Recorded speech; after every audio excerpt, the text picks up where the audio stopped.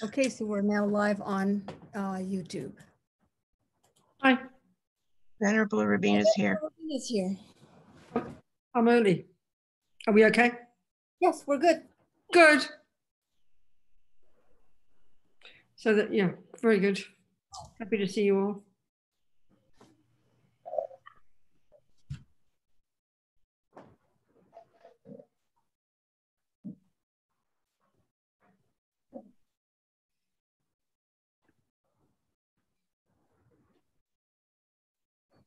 Mm-hmm.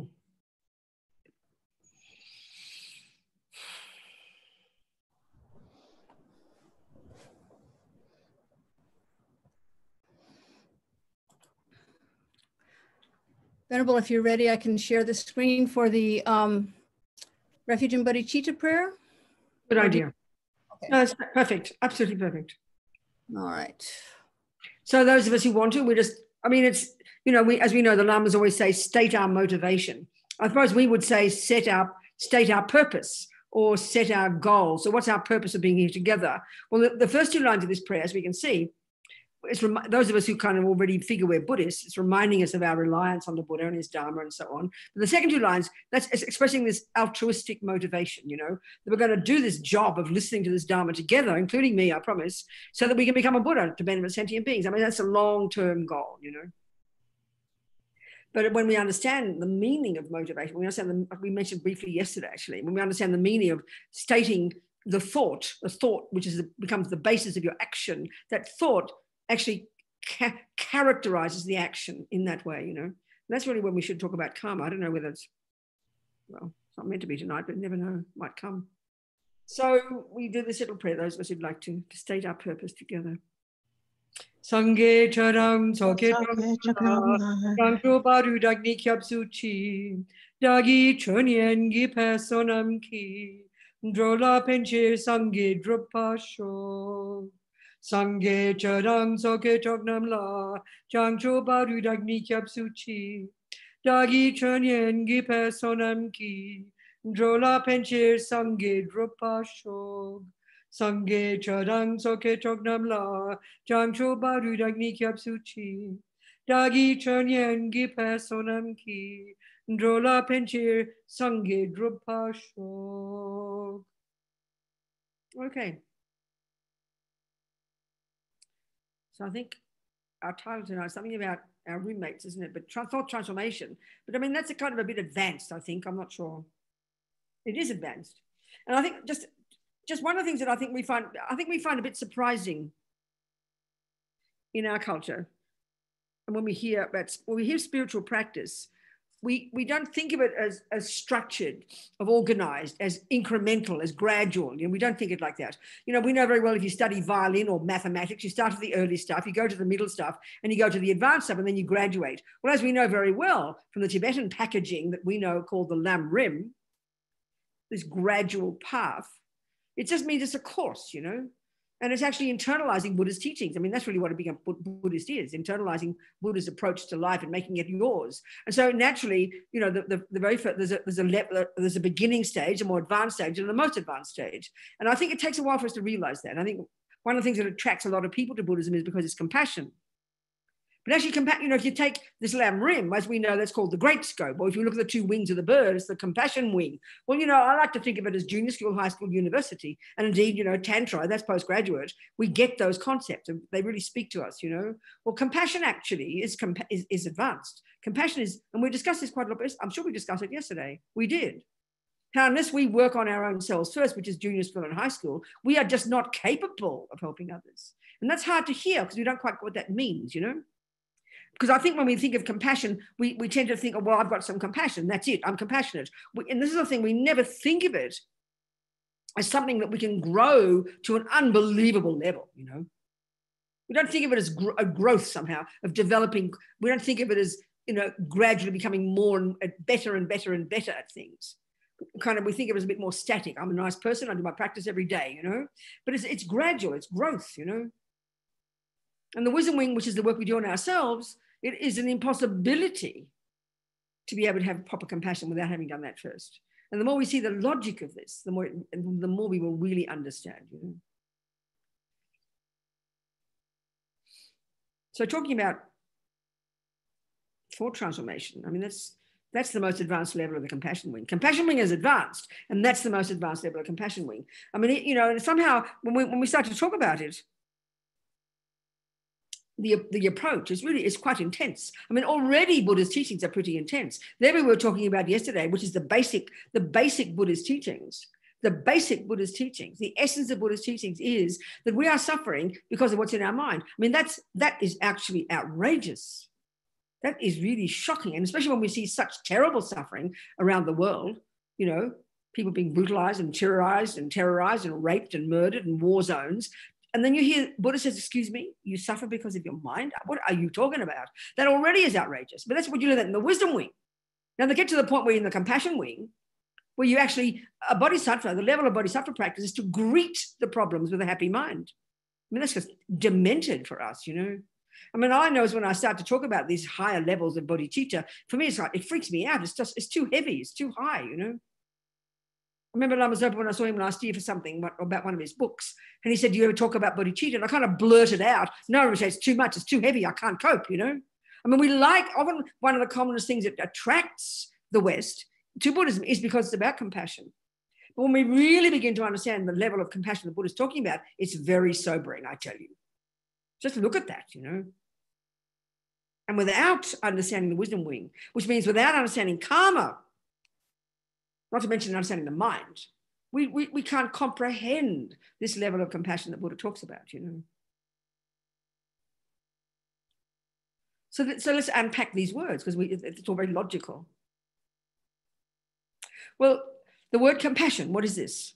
Well, remember we discussed the mental consciousness, and we've got these different categories of states of mind, the positive, the negative, and then the mechanics, if you like. I like to call it that. It's very helpful. So the positive and the negative are the key ones. We have to learn to distinguish between these, because remember the word Buddha. Bud implies get rid of all the rubbish, and Da implies developing to perfection all the goodness. So it's very evident the job of being a Buddhist is to distinguish between the rubbish and the good stuff. But right now they're mixed together like a big soup, you know, we can't tell the difference. And also because it's shocking for us, because the logic in our culture, in our neuroscience and in our psychology, that a normal person has a bit of anger, bit of love, bit of depression, bit of jealousy, bit of kindness, hopefully some of the better ones. But to think that you actually can get rid of the rubbish ones or even begin to isolate them and lessen them, that's kind of radical. But that is the Buddhist approach. And if we don't understand that, we don't understand what Buddha's talking about, quite frankly. I mean, not being too cliched, but we think it's all about mind, you know, being mindful and meditating and like this. Yeah, but that's not the point. The reason you meditate, the reason you're mindful is so you can see your mind and distinguish the rubbish from the good stuff. And this is the hardest job we'll ever do, because we don't even look here, you know. That's junior school and high school. So let's look at the word compassion. In the first category of states of mind are all the neurotic ones, the unhappy ones, the ego-based ones, the fear-based ones, the ones that cause us suffering and therefore cause us to do dumb things to harm others.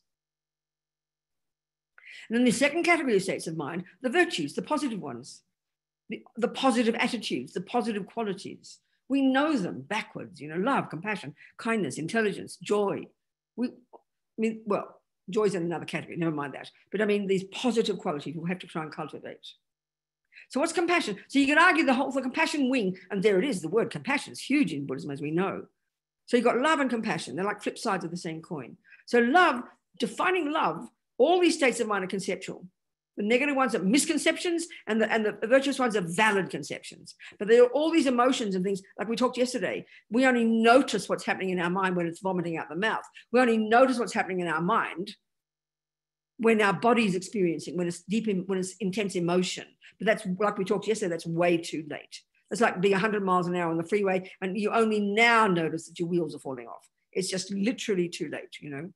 And Buddha's skills enable us to see what's going on in the conceptual level, in the thoughts that underpin the emotions. And this takes us time to even hear the meaning of that, you know. So the valid concepts, the valid states of mind, the valid emotions, love and compassion is the essence. So love is, you define it as a thought, starts with a thought. They all start with being a thought. Attachment is a thought, begins with a thought that exaggerates the deliciousness of something. And then it grows to intense emotion, as we know. Anger is a thought, a concept that exaggerates the ugliness of something. And that's the function of all the delusions. They exaggerate, they distort, they embellish. They cause us not to be in reality. Then the virtuous states of mind, the positive ones, the useful ones, the beneficial ones, the positive ones, that we can grow to perfection. They're also conceptual stories, but they're valid. They're in sync with reality. So love is a thought. It's a delight in someone else's happiness. You see someone happy and your heart goes out to them and you're happy for them. Whatever makes you happy, that's love, you know. Compassion, you see suffering and you wish the person didn't have it. Empathy and compassion, pretty much, I mean, people in the West use these words differently. But compassion is seeing the pain of another, seeing them suffering, or indeed, at a deeper level, seeing them causing themselves suffering or causing others suffering. This is a crucial piece. And wishing they wishing they didn't suffer. That's compassion. Now, if compassion is related to suffering, but if we have to know what Buddha means by that. So we've got to go right back to high school and go to the Four Noble Truths. So the Four Noble Truths, the four truths for the noble ones, Buddha's first teaching, okay? And it's his presentation, basically, of the world in terms of happiness and suffering. It's one way of framing the entirety of Buddhism as a system for stopping suffering and getting happiness. So clearly, we've got to know what he means by that. So the first level of suffering, there's three kinds. The first noble truth is there is suffering. The second one is there are causes. The third is, guess what, folks? You can get rid of suffering and its causes. And fourth, how to do it. It's very practical. So the first one, there is suffering. And if we don't understand this, then our compassion won't be valid. And this is what it's like now. It's not valid, right? It's better than nothing that we have now. We would never question our view of compassion. So the very first kind of suffering, Buddha calls it the suffering of pain. It's like in your face suffering. Basically, being very brutal about it is when the bad things happen. And we get that. We understand that. You know, what we call, so this is where now the second kind of suffering is really depressing. The second kind of suffering is called the suffering of change, which means it doesn't last, which we know, but we don't quite get, we don't join the dots. But it's a bit shocking when we hear that if the first kind of suffering is when the bad things happen, the second kind of suffering, for Buddha, a more nuanced level of suffering, is when the good things happen. So in other words, when the good things happen, that's what we call happiness. So we look at our lives, we know since we're born, up until now, since we can remember, we can divide all of our experiences, and this is exactly right, you check it out. We can divide all of our experiences into those that we liked, which we call happiness, and those we don't like, which we call suffering. That's about it. They argue there's a third level, which is, you know, when we discussed the word feeling yesterday, we'll go into this in bed, we need to understand this. There's a third category called neutral, but who cares about them? Forget them for now, please, forget them.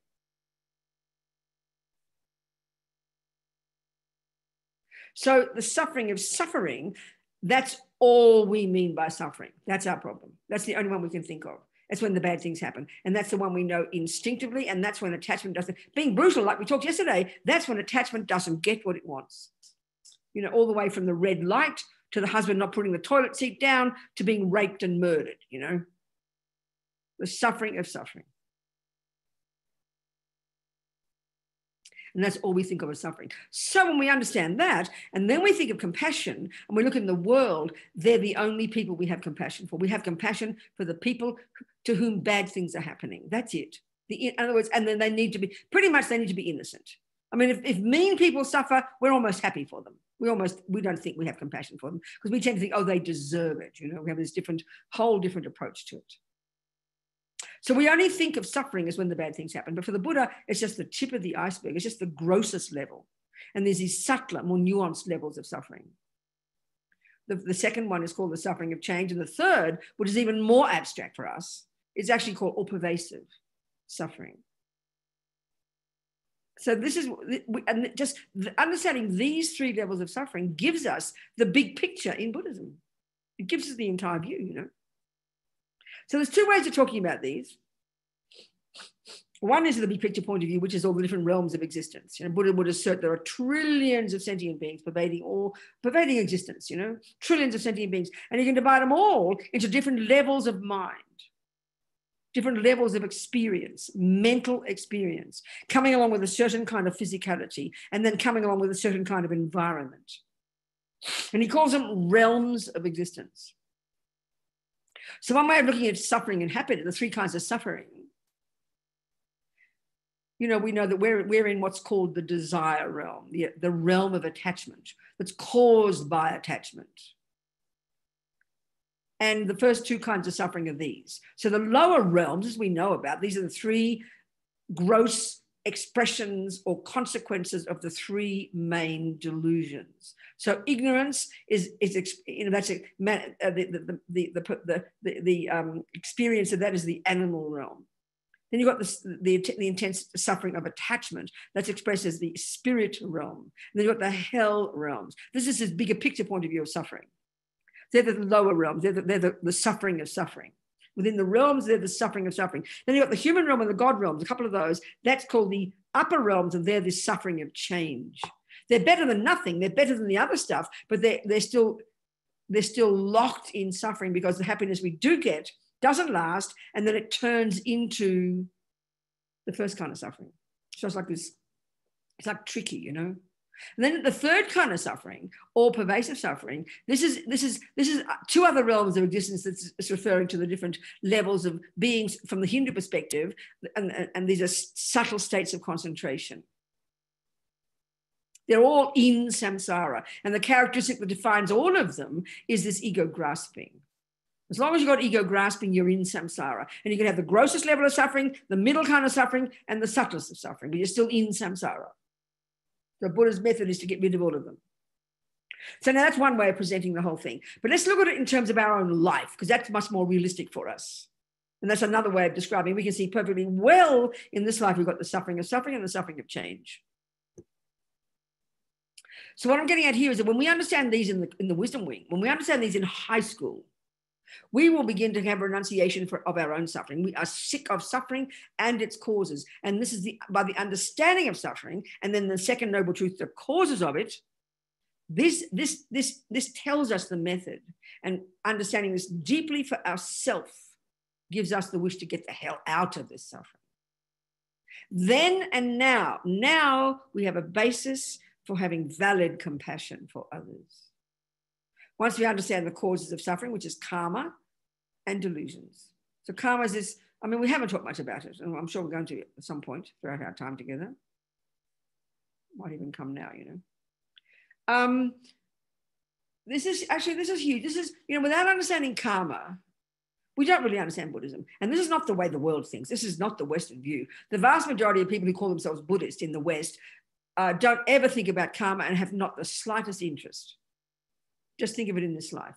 You need to watch your mind, become a bit more mindful, become more happy. Nothing wrong, but it's not the meaning of Buddhism at all.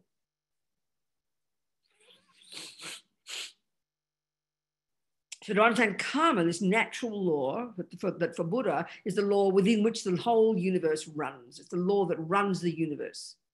Or it's the law within which the world runs. Like the law of botany, everything that grows runs within that law just naturally. There's no garden outside the law of botany. Well, there's no sentient being outside the law of karma. There's no being, there's no experience outside the law of karma. It's a law that Buddha has identified as the law that runs the universe, or the law within which our lives are governed, governs our lives. And it's all in terms of happiness and suffering. Happiness and suffering. So there's trillions upon trillions upon trillions upon trillions of sentient beings, the Buddha's big picture view. And we're either in existences that are the gross level of suffering, the medium level of suffering, or the subtlest level of suffering. And as soon as you realize emptiness, that's the turning point. You're climbing out of your samsara into your nirvana. You haven't got there yet, you've got a way to go, but you can never fall back after that. That's the defining characteristic of distinguishing between samsara and not samsara, So karma, when we understand karma and delusions, which are the two causes of suffering in the second noble truth, there is suffering, three kinds. Then there are causes, and there are two main causes. Hundreds of causes. Buddha says the law of cause and effect runs the universe. It runs the universe. It's a natural law. He didn't make it up. He's not a creator. He didn't discover it. He didn't kind of invent it. He observed it with his mind. He observed this as a natural law. I always quote this. I'm sure, maybe I said it yesterday, maybe I didn't. No, I didn't. I mean, I say it all the time. This scientist in New Zealand years ago asked me, he said, who revealed the teachings to the Buddha? Now, that's a perfect question within the framework of not the usual world's view of religion, which is a philosophical view that presents a creator. Because, you know, a religion that posits a creator, the information is revelation. It comes from on high. Who revealed the teachings? It's a perfect question. When you come, and most of us don't question like this. We don't analyze, and we just seem to have the same assumption. We sort of know Buddha's not a creator, but we still think of it in the same way. We still think of it as something you have to believe, that someone made up, you know, like that. Not like that. Not like that. So when I said to this man, would you ask Einstein who revealed the teachings about relativity to him? He was completely shocked, and he laughed. I mean, everyone laughed, you know. Of course we wouldn't. And that's the point here. Automatically, when we think spiritual, we think belief. Belief implies can't prove. Belief implies revelation from on high, sent down to us. But that's not the Buddha's view. Nothing like that. There's nothing like that. Sure, you can say there's revelation when you're a highly advanced yogi who's realized emptiness and you're a bodhisattva. In the depth and subtlety of your meditation, you will definitely see the Buddha at a subtle level, but it's the same really as seeing him at a gross level. Your mind is cognizing it directly, you know. But revelation implies its knowledge kind of popped into you, you know, kind of injected into you. Suddenly it comes out of nowhere. No, of course not. So Buddha then is presenting how he sees the universe. And his essential point, one way of framing all of Buddhism, as I said, is in terms of happiness and suffering. Another way of framing it is in terms of getting wisdom and stopping ignorance. And this is his main point, that why we suffer is because we're not in touch with reality. Why we suffer is because we're not in touch with reality. This is what he says, you know.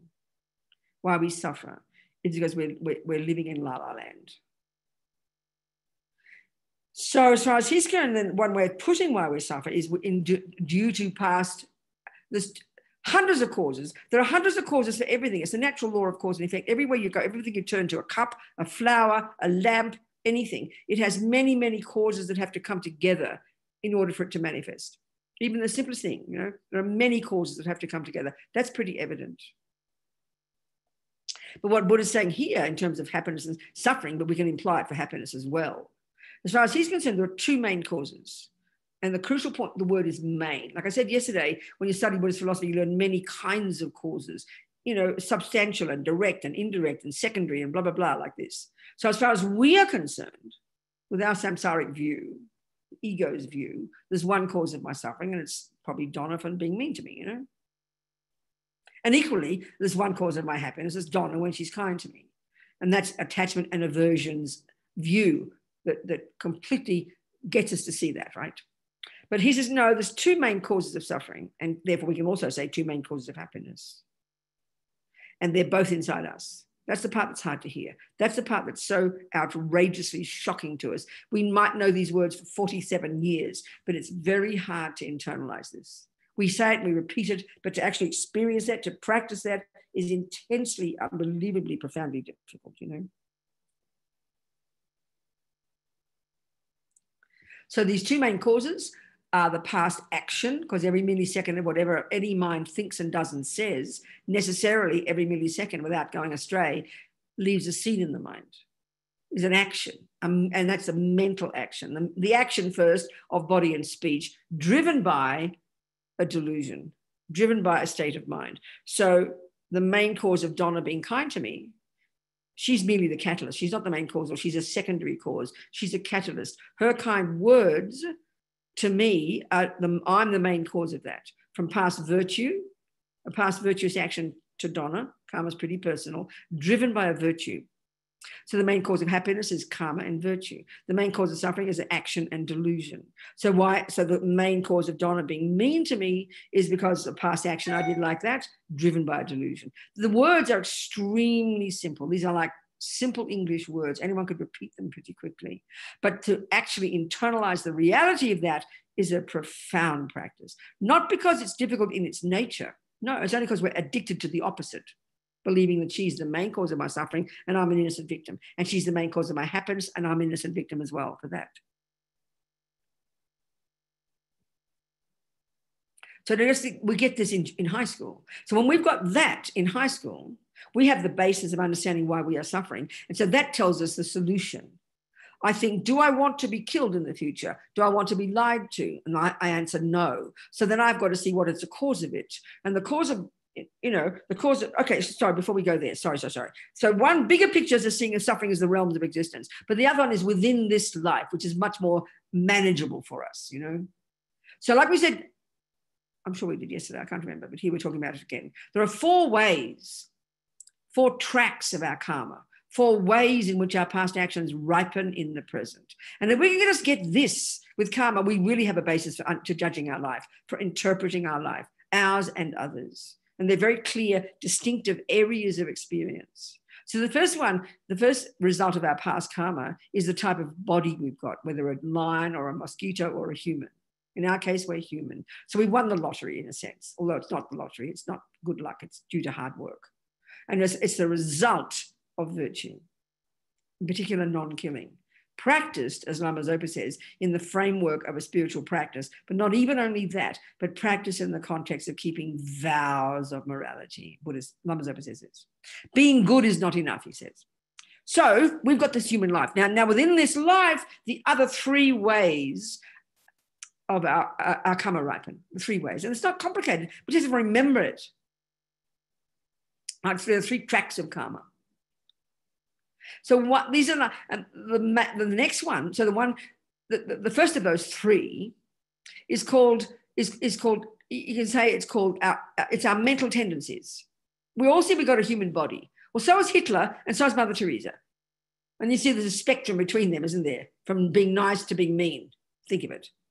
But they both share the fact of a human body. So they both had a virtuous karmic seed of non-killing triggered at the time of their past death, in which case their mind went to a mummy's human womb. That's the same for both of them. Now, where's the difference is the next one. It's their mental tendencies, their personality traits. That's the difference, isn't it? So clearly Hitler was born with a bunch of wacky tendencies, kind of power megalomaniac and really distorted philosophical views and had the power to harm many millions of people. So clearly they're his tendencies from his past habits. Mother Teresa, it seems like the opposite, runs around helping people. We can see this. So we've all got a bit of both, maybe not extreme like those 2. So we have some negative tendencies and we have some positive tendencies. And again, remember, being a Buddhist is the job. The job is to distinguish between this lot. That's it. That's the essence of it. So we've got these tendencies. That's the first way our karma has ripened. In other words, they do not come from our parents. This is super, super clear for the Buddha. Crystal clear. These tendencies of ours that we express in this life, they were triggered weeks before we found anywhere near our mother, when we went anywhere near our mother. In our own past life, at the time of our death, these various karmic seeds that programmed us to go to that mother's womb and programmed us to have the experiences we had in this life, they were triggered before we even went there. They were triggered in the past life still. So they've got nothing to do with the parents. Doesn't mean the parents haven't got them. I always think, quote, my mother was a musician. And then she could see that a little Bobsy, me, had a tendency to be good at music. So naturally we assume I got my mother's genes. So she got her music from her mummy, we say, But for the Buddha, it's not like that. My mother was born with a tendency to be good at music because she must have practiced it before. I was born with a tendency to be good at music, supposedly. My mum says so, because I must have practiced it before. And we conveniently came together where she saw it in me and she taught me, so she nourished my seeds. She didn't give me music. That's the difference. That's the difference. You might have fascist tendencies, be a racist and mean and deluded and fundamentalist. And we all think that your mother trained you in that. No, she didn't. She might also be that way, but you had those tendencies as well. And you got conveniently born to her, where you just nourished each other's tendencies. If you didn't have those tendencies, she couldn't have forced you to be. If I didn't have a tendency to be good at music, my mother could have taught me music 24 hours a day and I would never have learned. So it's the simple point that the first way within this life that our karma ripens, and this is where our responsibility really starts to grow. These are my tendencies. This is my anger, my love, my depression, my kindness, my being good at music. And this is the one that takes a long time to get because we are convinced it all comes from out there. Just convinced, completely convinced, It's triggered by stuff out there, no problem. That's called actions or intentions or tendencies similar to the cause. All of our habits, you know. Now, the next one is called experiences similar to the cause. And basically, really simply, this is all since we're born until now. This is the way we've been seen and treated by others. It's really simple. Think of your life. Since you're born, you could divide all your experiences in relation to others as happy or unhappy experiences. Think about it. You've been either harmed or helped. That's it. That's called experiences similar to the cause. The way you're seen and treated by others. And that's where, because we assume there's a direct relationship between if I'm a good person, then why would bad things happen to me? It makes no sense to us. We assume there's a natural relationship between these two, not for the Buddha. Equally, we wonder why. So you can be a good person and have bad things happen to you, but for sure, you can be a bad person and have good things happen to you. And this is one of our fundamental questions. This seems so shocking and, as we would say, unfair. They're two tracks of karma, two separate bank vaults full of seeds from past lives. They don't have a direct relationship at all. You can see there is a relationship. Let's say, you know, okay, the first one is the intentions in your mind, the tendencies, and the second one is your experiences at the hands of others. Roughly, we'll go into more detail. The third one is, it's called environmental karma. It's very curious, this one, environmental karma, you know. We see we've got a human body, we see we've got tendencies, and we see that people see us a certain way. But we don't float in the sky, do we? We have a ground we live in, and we have environments, and they impact upon us as well. So the way the environment impacts upon us, it's harmful or disgusting or healthy or beautiful or ugly. Main cause of that, our past actions. All of our experiences at the hands of others, whether they hate us or love us or treat us beautifully or not, main cause of all that, our past actions. All your tendencies, good or bad, main cause of that, your past tendencies. So it's really not complicated, but it's very shocking. I mean, as Holy Dalai Lama says, it's self-creation. It's a shocking concept. I mean, if you're a materialist and if you're a Christian, the one thing you share is that someone else made you. Someone else plonked you on this planet. That's a nutty idea for the Buddha. And that's where he radically differs. I mean, radically differs from all the philosophical views on the planet. Or the popular religions anyway, certainly that. You know, if you're a materialist, you track yourself back to mummy and grandma and grandpa and the monkeys, isn't it? That's where we look for the causes. If you're a Christian, you track yourself back to God. In neither case, mummy and daddy give us a body, no problem, but our creator has no role whatsoever. Buddha says we don't need creating. We do fine making our own mess, and we can do fine making our own happiness. We're in charge. We're the boss. And this is a very shocking concept for us. It takes us so long to hear this. So the point I'm getting at here is until I get this sorted out, until I start to take responsibility for my own rubbish and my own pain and my own happiness, and especially the suffering one, because that energizes me to want to get rid of it. That's what they mean by renunciation. You renounce, you give up suffering and its causes. And why would you? Because you don't want suffering. It's hardly a no-brainer. That is the basis for compassion for others. The view we have now, compassion is only for the people that bad things happen to, and they've got to be innocent. I mean, if you see someone beating a dog up and the dog bites the guy, you're not going to feel sorry for that guy. You'll be happy he's being beaten. He's got what he deserved, you know. So we have this dualistic view of punishment and reward, innocent and not innocent, you know. So our compassion is reserved just for the innocent ones. And that's usually children and a few animals. It's about it, you know, practically. Very, very profoundly limited for the Buddha. So that's why it's not possible to do even like talk about, you know, in the title, thought transformation, this more advanced level of compassion, where you actually learn to greet the problems with a happy mind, where you're glad you're being abused, where you're glad when bad things happen. I mean, it sounds schizophrenic, doesn't it? There's no way in the universe we can understand that if we don't have a valid view of compassion. And there's no way in the world we can have valid compassion for everybody until we have renunciation, until we understand renunciation, which is high school. Not possible, just not possible, very simple. And we can't get renunciation properly in high school until we understand karma, which is junior school. So it's all very structured and logically connected. And if we miss a piece, it'll all just be, there'll be no logic to it, and we'll get so confused.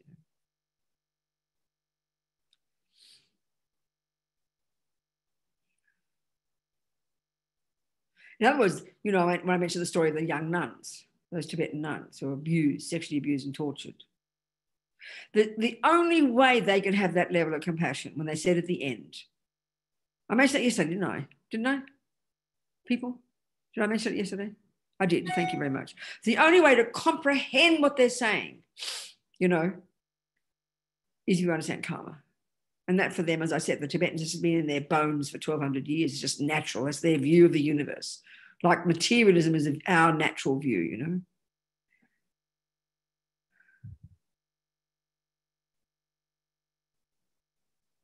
And that's the one, I mean, I always, you know, I quote that. Remember, where's Andre? Is Andre here? Where's Andre? Or is he on YouTube?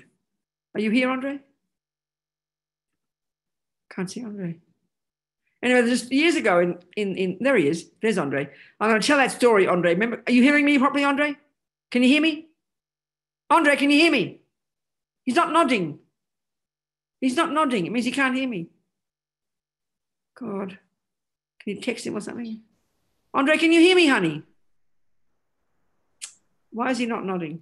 That means he's not hearing me. Yes. He said yes. Okay, good. Okay, I'll tell a story, Andre. Good, Andre. I'll tell that story, honey. Remember that story? Remember you came to that conference that we had in San Francisco in 2008, and we had a little in this happiness conference, and we invited Andre and one other lady from somewhere. I'm hearing you. Yes. Yeah, I'm very happy. Very good. I hear you. I'm happy, honey. I do. I'm happy you hear me, Andre. Good. Now I'm going to tell a story. So you can turn your mute yourself. There you go. He's muted now. Okay, the story is this. There's this woman, Christian woman, and then there's Andre, and Andre's a Buddhist, okay? And they were both having a talk, and it was about sort of, you know, restorative justice, about how you go to, you know, to try and heal the business between the victims and the naughty people, right? So this woman's daughter had been raped and murdered. And Andre, as some of you might know, his son was murdered. And they were both talking about their own experiences. So this is, you know, so the Christian is very powerful. I mean, this woman became a Christian and she met the murderer of one of the murderers of her child, her daughter, who was 16, who was raped and then murdered. And I remember the story. It was something like this one boy, out of his brain, two friends out of their brain on drugs, and they raped the girl. Then they were convinced they had to kill her. So I think she told the story. She really had wanted to meet. She'd wanted to meet this boy. She really wanted to meet the murderer of her child. And he did too. He was so moved to meet the mother, you know, beg forgiveness. And he told the story. He said that after they raped her, he then got to shoot her to death. And she looked him in the eye and she said, I forgive you, and God does too. Now, that's a pretty profound level of compassion, isn't it? Pretty unbelievable. I mean, that's just outrageous. This girl's about to be murdered, and she says that to this boy, and she tells that to the mother. So moving. But I remember Andre's story, you know, another level, but it's a Buddhist approach in a way, and this is the point here. Andre, he was on the telly that night. He was on the television news after his son had been stabbed to death in a bar. And he was asked what he thought of the murderer of his boy. Well, Andre said, how could I not have compassion? He said, this boy's suffering is only just beginning. And this is the point here. This is the point about compassion from the Buddhist point of view, that boy who stabbed his boy, his suffering is only just beginning. Now, Andre knows that, and I know that because we work in prison with the murderers. You know, we know, and you see these real human beings who've had this garbage life or whatever, and then due to some connection, some karma happening, they kill somebody. You understand? So it's when you know that person one-on-one and you see their heart and you hear them and their regret and their pain, it's evident to see there's a real human being there. But but until we have that understanding that the person who does the harm, as Andre said, I'll never forget that, he said, his suffering is only just beginning. And it's true. His suffering is only just beginning. But that's hard to have that view. And certainly in the Buddhist view, that's impossible to have that view without understanding karma. And Andre would have known, he would have understood that his own boy had the karma to be stabbed to death. And then they had this personal relationship. Karma's so personal. You know, you can't be killed by a person you haven't harmed before. You cannot have one person be kind to you if you haven't been kind to them before. Of course, this is so shocking for us. The concept of karma is weird in our culture, you know. So, but we can't really begin to understand Buddhism from the big picture point of view, and we can't really get the big picture understanding of compassion unless we factor in this view of karma, which of course all we can do with it is hypothesize it, take it as your presentation. We're going to prove it eventually or disprove it, you know, don't just swallow it whole. But it explains, that's why those young Tibetan nuns, and of course they said they raped and tortured for years in prison. And of course they said, one of them said at the end, we had compassion for our torturers. One, they didn't say one, I'm saying it, because we knew we must have harmed them in the past. I mean, this is insane in our culture. And two, and this is the real point, because we knew they would suffer in the future. That's the real point about real compassion. They said the bodhisattvas and the Buddhas have such compassion for all of us because we don't realize that what we do now is cause our future suffering. We absolutely do not have that view. We are even in this life, we don't see it. I mean, we understand this view so easily when it comes to food. We know perfectly well, you go to the doctor and she says, you've got to stop eating all that sugar, you'll get diabetes in 20 years. We understand the long-term view just within a lifetime, but we have, and it's very fascinating, we're very intelligent when it comes to understanding the relationship between what we do now to our body and what our body will be like in the future. In fact, that's called science, and we get it and we're super skillful, but we have these bizarre ideas about the mind. We have no sense that my anger now or my compassion now produces the person of the future. We don't have any view like that. It's very, very odd, you know. It's very strange. In fact, even as Lama Zopa said, the vast majority of all humans on this planet have absolutely no idea that what goes on in their mind, not to mention their actions, what goes on in their mind plays any role at all in their lives. And I'm not using this word lightly. Lama Yeshe would often use it. That's schizophrenic. That's so disconnected. We are so disconnected from what's happening in here and the person we are. We really do believe it. All this conspiracy theories out there. And that is what has produced me. And this sense of utter victim and utter hopelessness and utter despair, because we just do not realize we play any role at all. I mean, that is, if that's not suffering, I don't know what is. You know, so disconnected, so utterly disconnected, you know. That's the intensity of our suffering. That's the function of ego grasping, you know, the root delusion.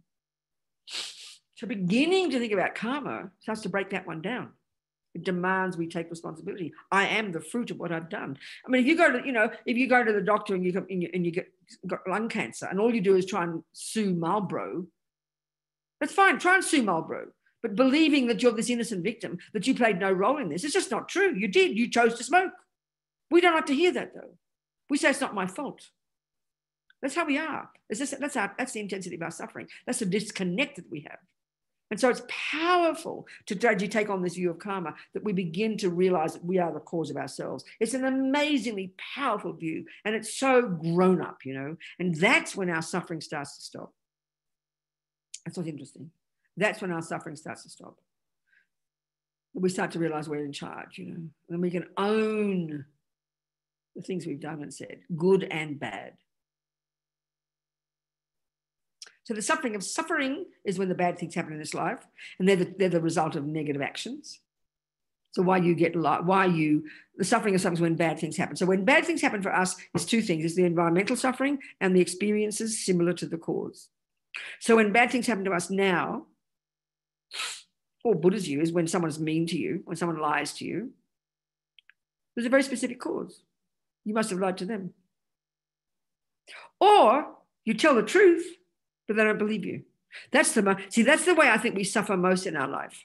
When the bad things happen to us, when patently in this life we didn't do anything. We did not do anything in this life, definitely. We know that. We never met that bloke on the street who punches me in the nose. It's very clear. That's why we suffer so stupendously. And that's why those young women in Tibet did not have that kind of suffering. They never had the question, why is this happening to me? Which is the main way we suffer, because we don't have a memory of past lives, obviously, and we feel like an innocent victim. This is the way we suffer so terribly.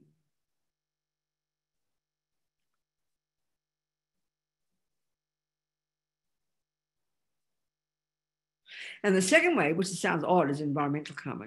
So strange to hear that one. The way the physical world impacts upon you is due to your past actions as well. So when we understand this, then we have a basis for having compassion, just like those young women, or just like Andre for his son, the murderer of his own son. His suffering has just begun, he said. That's fact.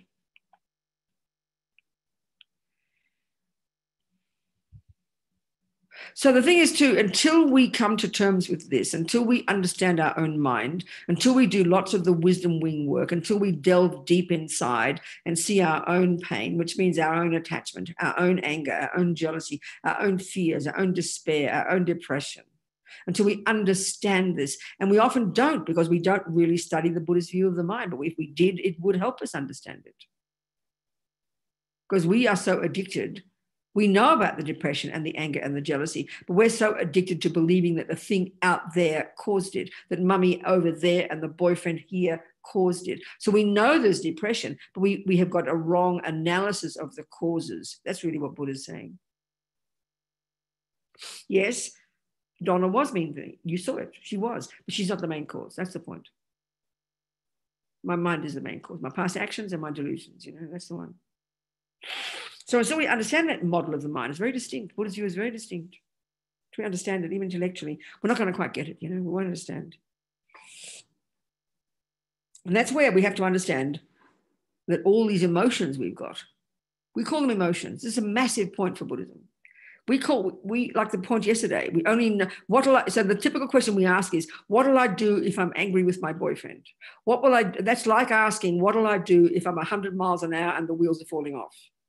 The best you can do is damage control and then learn from it and go back to basics and realize there are methods to start to notice the problems in the mind when the wheels begin to wobble. And that's our point. We get with the body, we start to see things going wrong with our body. So we have maintenance. We go to the dentist. We adjust our eating habits. We notice the wheels wobbling. But when it comes to our mind, we do not, because we don't pay attention until the words are vomiting out our mouth. We don't pay attention until we are inert in bed with depression. It's only then that we notice. And our problem is because we refer to them as emotions. But the Buddha's point is all these emotions, angry emotions or loving emotions, that's when the body's involved. That's when we feel it in our body. And because we're so addicted to our body, we make the body the boss, as Lama Yeshe says. We don't notice the millions of thoughts throughout a day that are quietly chatting away until they start to shout, because we don't pay attention here. And that's Buddha's great expertise. He gives us skills to skills to pay attention internally, so we can begin to hear all these conceptual stories, these elaborate conceptual stories, chatting away 1,000 thoughts a second. That's when we really become our own therapist. And that's when the wheels are wobbling. And then you could say, when you start to practice at that level and you grab the stories before they start to grow, you could say you'd never have a mental breakdown. You'd never get to the point of being inert with depression. You'd never get to the point of screaming and shouting uncontrollably. I mean, that's advanced already, because you're working with the mind at a subtler level, hearing the conceptual stories that are that underpin, that inform, that cause the emotional experiences. They're utterly connected. We only really begin to see that when we start to get some concentration,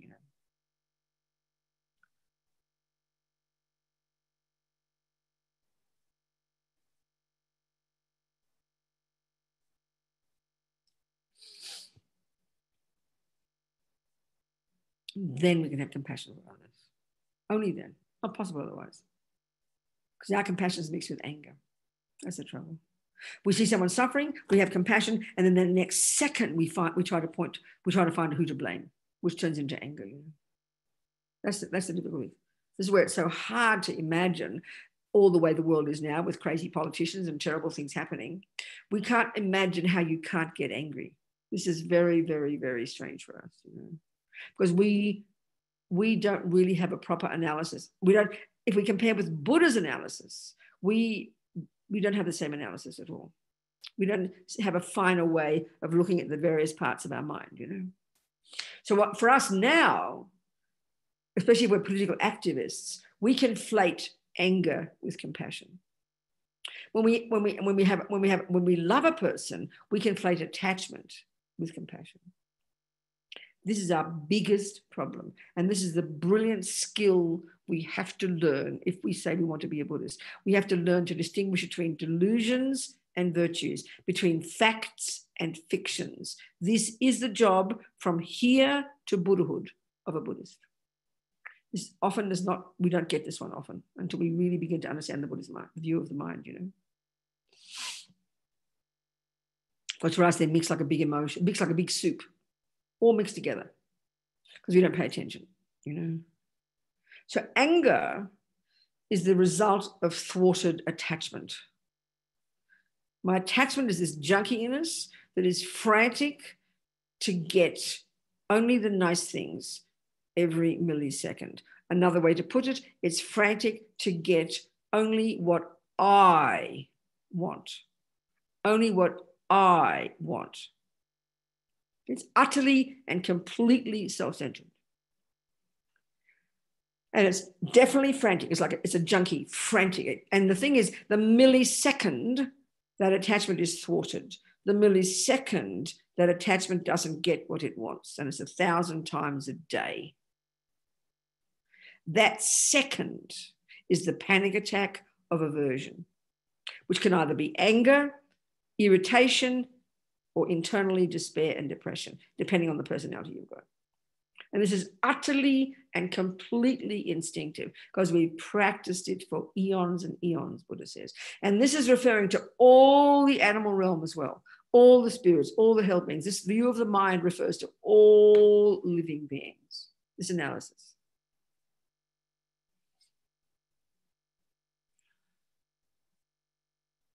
So if I have an attachment, which is the assumption that I must get what I want every second, so then also alongside that, we will also have compassion. There's no question. So, I always use my own example when I was a political activist. So when I was a radical lefty first, then the people I had compassion were for the poor people. They were the poor people. So naturally, with a political view, you look for the people who caused it, which is the rich people. The imbalance of it all. So I definitely had compassion for the poor people. But because my analysis said that the rich people are the cause, then my compassion then led to anger for that group. That's the normal way we think of this world. Look at wars. What do you think a war is? It's one group of people and you hurt my people, so I have compassion for my people and I hate you. It's completely natural. We never even question this. There's my people and your people. So when I had compassion for the poor people, and I was a radical lefty, going with that political view, I definitely did have compassion. It was very true. I did have compassion. But it was polluted by my attachment. Because my attachment to my view, I was right. And and then there's the more the bad things happen to the poor people. The next instant is the analysis of how dare the rich do this and that. And you criticize and get angry and point the fingers. So so there's the virtue. A virtue was compassion. There's no question it was there. I did have compassion. But the deluded side, I had attachment. Attachment to my view. And attachment also, more broadly, was attachment only, because it can only bear the nice things. Attachment only wants the nice things to happen. It only wants the nice things. Only wants the nice things, ever. It can't cope with anything that isn't nice. It's really like that. So the second, then with that mind, and I had this political view, the second I saw the suffering, the second I saw the poor people, the second I saw all these suffering people at the hands of all the rich people, my compassion came, yes, but what I couldn't see was my attachment wasn't getting what it wanted. So that's what caused the anger. But we don't confuse, we conflate them. Attachment is the junkie in me that only wanted to see what I wanted to see. And the particular analysis, what I couldn't stand to see the poor people. So then that was anger, and that was anger, that was anger. But I thought it was compassion. So I'd rush off and demonstrate and shout and yell and get arrested and, you know, kick the police in the whatever. I shouldn't say that. I might get thrown into America. They might find me out. It was a long time ago. I've got a passport. I'm an American. It's okay. So we don't notice the difference. We don't think this way in our psychological models. So attachment is the junkie in me that wants only what I want. So then I've got this political view that interprets everything in a very certain way. So I want everything to be like that. And the second I meet anybody who disagrees, anger arises. And that's so the anger was polluting my compassion. And we think we need anger to act. So that's over-exaggerating the power of anger. Buddha would say, no, you don't need anger to act. You need intelligence, dear. Don't be silly. That's what Dalai Lama one time was asked by a journalist, you know. He said, the journalist said, well, it seems like anger is a very strong motivator to act. And Dalai Lama said, I know what you mean, it's true. But he said, if it's really mainly anger, which is how dare you do that, you're evil, you're this, and it's shouting and yelling, it's inflating, and it's artificial. And as Dalai Lama said, it won't last. If it's mainly anger, it won't last. But if it's compassion, you never give up. That's why the Martin Luther King statement, for me, I find it mind-blowing. There he was out there, this constant political activity, putting his life on the line every second. You could see he wasn't angry. I know at the time, I thought he was a wimp. I preferred Malcolm X, you know. Do you understand? Like the raging, shouting, yelling ones. I mean, I love Malcolm X still. He was an amazing human being. But, you know, and I even there's a book recently I read that said actually Malcolm X and Martin Luther King actually were more similar than people thought. In the end of their lives, they were really almost on the same track, you know, but they both came from different directions. But I remember, you know, Martin Luther King, he did not get angry. You could see it. He was very patient, but he was constantly proactive. And as he said, when you see something wrong, he even said the words, it's good to be angry. He meant it's good to find fault, which means, oh my God, look at the racism, look at the sexism, look at the suffering. But then you say, what can I do to help? This is so interesting in all the papers and all the different the YouTubes and all the reports lately, the last week, with all the demonstrations, the number of people who talk this way, ordinary people who've never been to a demonstration in their life. They said they saw it, they were brokenhearted, and you know, like white people as well as black, but the white ones as well. One woman who's never been to any demonstration brought her 2 children with her. She said, I had to do something. And she wasn't going to loot and riot. She had compassion. I felt I had to do something. So Martin Luther King said, you see the suffering and then you say, what can I do to help? That's compassion. You don't need anger to do that. Anger just rants and raves. It makes a mess half the time and over-exaggerates everything. You've got no patience. You can't talk to people. You just end up making a mess. You don't need anger to notice the suffering there. You need to be shocked by it and moved by it. That's called compassion. That's called compassion.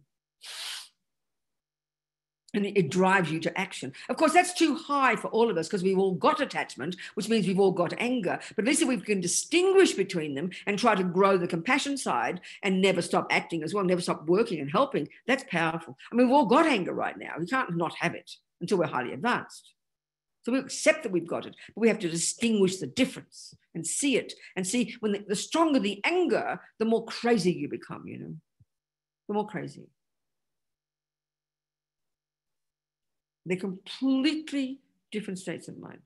So the Buddha's analysis of these different states of mind is quite nuanced, you know, it's quite refined, it's quite subtle. And again, it's not the analysis we use in the West, so we have to understand it properly if we want to understand Buddhism, assuming we choose to, you know.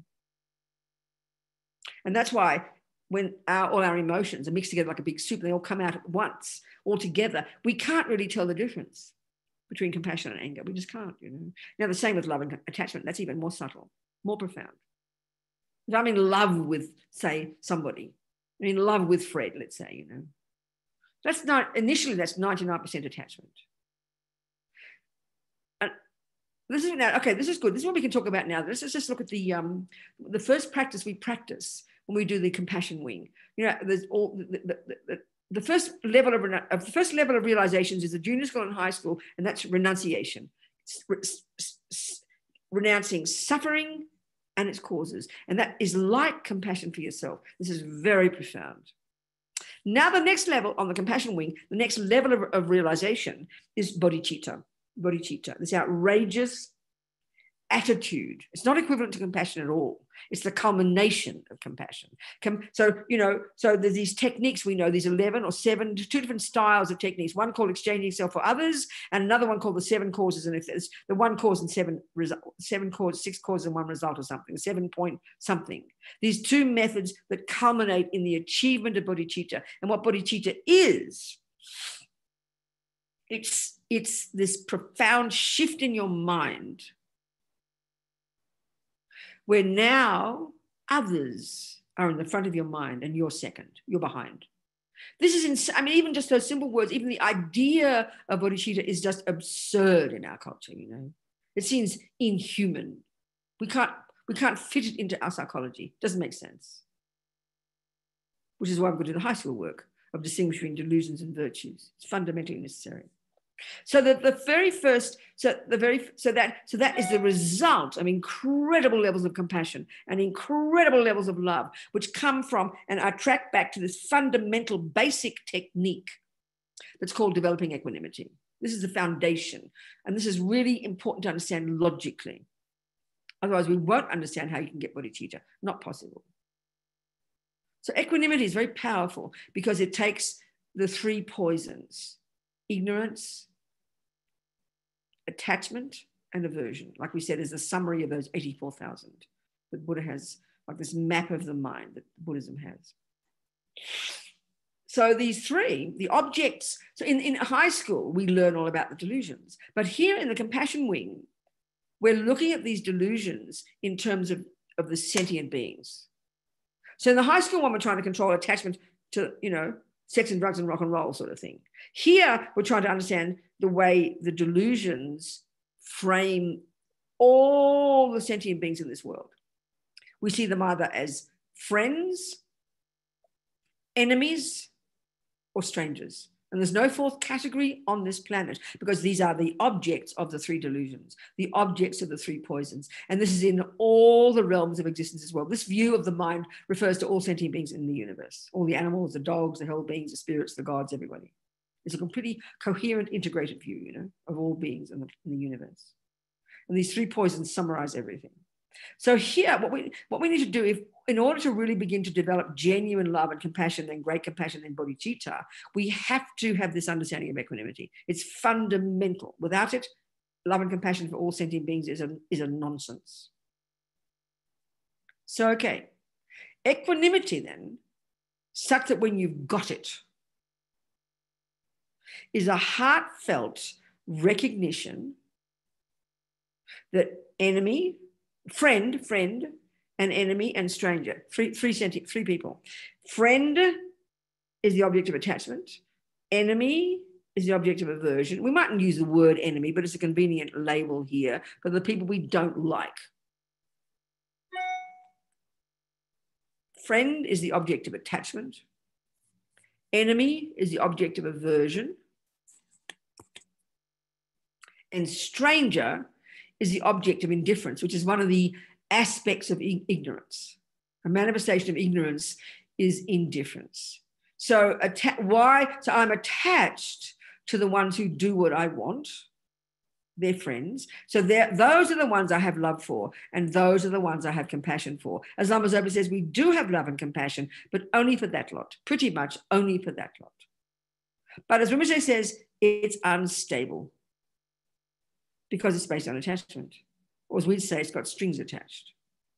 Then aversion, anger, is what you have for the people whom we can label here enemy, who are those who have not done what my attachment wants, who have done what my attachment doesn't want. So they are called enemies, and I have anger or aversion towards them.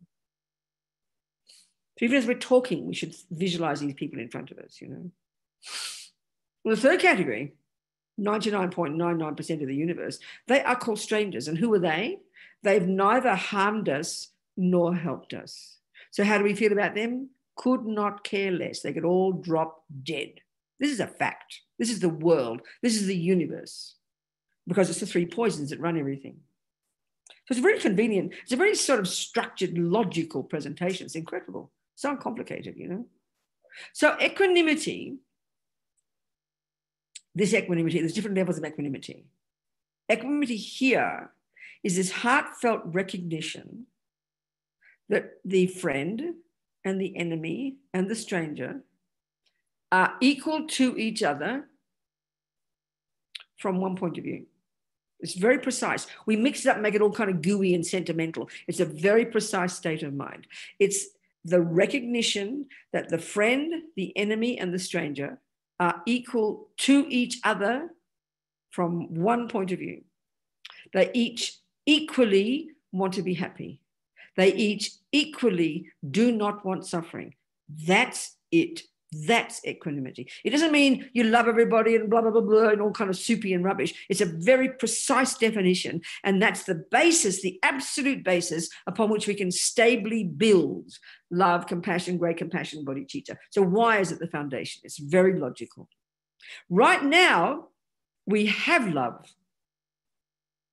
but only for the first group. Occasionally for a stranger. If you read about them, might touch your heart, you know. And we do have compassion, but usually only for the first group. In other words, our compassion and love are contingent. As long as you do what I want, as long as Donna's nice to me, and this is not being mean about us, we are all like this. It is natural. Don't get guilty. It's samsara, you know. As long as Donna says the lovely words and looks after me and is kind to me, and there's nothing wrong, it's a wonderful thing to have a good relationship. You're so blessed to have a relationship. But if my attachment's really strong, frantic to get what I want every second, the moment Donna's unkind, look at us. I mean, look at us. Complete panic attack. And it won't take, sometimes it doesn't take much at all to totally take her out of your life. And you'll never forget that one bad thing she did. You won't forgive her. Some people don't forgive for 50 years, you know, because we're so hurt, the injured. And I mean, she might have been mean. I'm not saying she didn't. But this is because we have attachment that is frantic to get everything out there. All the people have to do what I want, look the way I like, sound the way I like, eat the way I like the music I like the football I like. There's no tolerance because we're so fragile. There's no tolerance for anything outside that. Look at the universe. It's called friends, enemies, and strangers. Monkeys, dogs, ants, humans. It is natural because these are the three poisons, you know. And we don't question them. So I do have love and I do have compassion, but it's contingent on this, on attachment. So therefore, the moment Donna stops doing what I want, being mean to me, she will now go into the enemy category because she has stopped doing what my attachment wants. So now I don't love her and I don't have compassion for her. And I might even have to struggle to actually not want to try and not hate her, you know. We know that. We know that. We know that. Now, the point about this is, it's very shocking. The point about this is she might have been horrible. This is the point. It doesn't mean they're all equal in wanting to be happy, therefore they're really all nice people. That's not what's being said. That's what we think, because we tend to think if a person, you know, wants to be happy, like if we don't do the equanimity, let's say you have Mr. Trump in the enemy category, let's just say, or whoever you like, I don't care. As soon as we hear the words that he is equal to Mr. Obama, if you love Mr. Obama and hate Mr. Trump, or it could be the other way around. I mean, the Trump followers hate Mr. Obama and love Mr. Trump. So whichever one is yours, you decide what it is. And we all know the logic of this one is. So if we're trying to get equanimity, what we're going is putting these three people out there. So there's Donna, my friend. No, there's Mr. Obama, my friend, and Mr. Trump, my enemy. And there's maybe, I don't know, Mr. You know, a president from 50 years ago, I don't even know. Whatever one, you know, put Mr. Wilson there, whoever it is, I can't think of names. He's a stranger. I don't care about him. Not interested. Bored, isn't it? A stranger. He's neither done anything that offends me, nor has he done anything that makes me happy. So therefore, he's a stranger. Therefore, I can't even see him. He's just this vague face, isn't it? A stranger. Don't can't look at him. There's the vivid one. You love him, adore Mr. Obama, hate Mr. Trump, find Mr. Wilson boring, whoever he might be. We get this. We live our lives like this. So automatically, when people say Mr. Obama wants to be happy, we think, yeah, absolutely, and I want him to be happy because he deserves it. It's contingent for us on him being a good person, which means you've got to agree with me and do what I like. Then he deserves, this is the point now, then he deserves, because what is happiness? This is the point now. Someone wanting to be happy, what love is may he be happy. Love is actually defined as the thought, may he be happy. So this first thing here of equanimity is the recognition that there three of them want to be happy. So then naturally, I can then begin to develop love, which is, may they be happy. So right now, I only want someone to be happy if they make me happy. But now I'm changing it to want them to be happy because they want to be happy. That's what equanimity brings. You put them outside yourself. You separate. But right now, of course, I want Mr. Obama to be happy because he makes me happy. And he deserves it. He deserves me. He deserves to be happy. But then you hear someone says, well, Mr. Trump wants to be happy. Think of this now for a second. We'll go, what are you talking about? So he what? But what do you mean he wants to be happy? What the hell are you talking about? He doesn't deserve to be happy. Because we think if you say Mr. Trump wants to be happy, that's getting him off the hook. We think that means he must be nice after all. What have I done wrong? Or the poor fellow, he can't help it, and pat him on the head. We've got a wrong view about even saying a person wants to be happy. Because they have to deserve it for us. So the first thing we'll say, but he doesn't deserve to be happy. What are you talking about? Look what he's done. This is how we think. So to even hear these simple words that everybody's equal in their wish to be happy, and it's got nothing to do with if they're monsters or pedophiles or good or bad people. And that's why it's so shocking. None of that's the issue here. None of that's the point. It's trying to get beyond our own way of seeing the universe, of dividing the world into these three categories. So that's it. There's no fourth category. Think about it. You've only got people you like, you don't like, and you don't care about. There's no fourth category in the universe among all the animals and the bugs and the creatures and the humans. That's it, because the three poisons are running the show. Friends, enemies, and strangers. And the tragedy is, of course, we can see from working in high school on the mind, we believe in those labels like absolute truth, you know. So this first one of equanimity is really bare bones, getting yourself out of the equation, separating yourself from these three people, seeing them objectively in front of you, and attempting to recognize the truth that in their hearts, each of them, they're driven by the wish to be happy and they're driven by the wish not to suffer. It's a simple, precise fact that we're trying to cultivate. That's the meaning of this equanimity. And it's profound because you're getting yourself out of it. So Mr. Trump still might be a monster, Mr. Obama might be a saint, and that Mr. Wilson might be boring. That's not the issue. They're just our personal trips, you know, our projections. So it's easy, you use different logic here to prove this to be true. It's not some sentimental, gooey feeling. It's a logical, scientific truth. I like the example, use yourself as as friend, enemy, stranger. So have these three people in front of you right now, whoever you think of in your life at this moment, a person you adore, a person who hates you, and a person who couldn't care about you, bored, like a person at work who looks at you vaguely, but they don't really see you at all. We've all got people like that. So think of these three people right now. Think of these three people. And you're sitting there, you're just you, okay? So now your friend looks at you and you can see their eyes. It looks like they adore you. They're looking all kind of dazzle-eyed, and they write a description of you, and they know you know that they're writing about this saint. You're so excited to hear how they see you. Think you're adorable, you're so intelligent, you're so beautiful, they love you, how kind you are, and you read it and you get so excited. But you can see that they're seeing a certain person there, and they're seeing a friend. They see a friend. They see you as defined by being a friend. They see friend. You are friend. That's how they define you, your friend. Now, get your ex-boyfriend who hates you, who loathes you. They'll write their description of you. You won't even recognize it. So all they're seeing is that they see you're the same person, okay? You're the same person. This friend is over-exaggerating your beauty and your deliciousness. Now the other person, the enemy, is over-exaggerating your ugliness. You can see it. Look, they're looking dagger-eyed at you and this awful description of you. Enemy, isn't it? The third person, stranger. They can hardly look at you. You're so boring. They can hardly lay their eyes on you because there's nothing in a stranger to grab our attention. Now, the simple point is this. If you've got a headache while the friend is looking at you and they call you a friend, you've got a headache. And I ask you the question, do you like having a headache? No. Do you want to be happy? Yes. So the same person, next second, the enemy looks at you like with daggers. Do you want to be happy, Robina? Yes. Do you want to be free of a headache? Yes. And the stranger looks at you.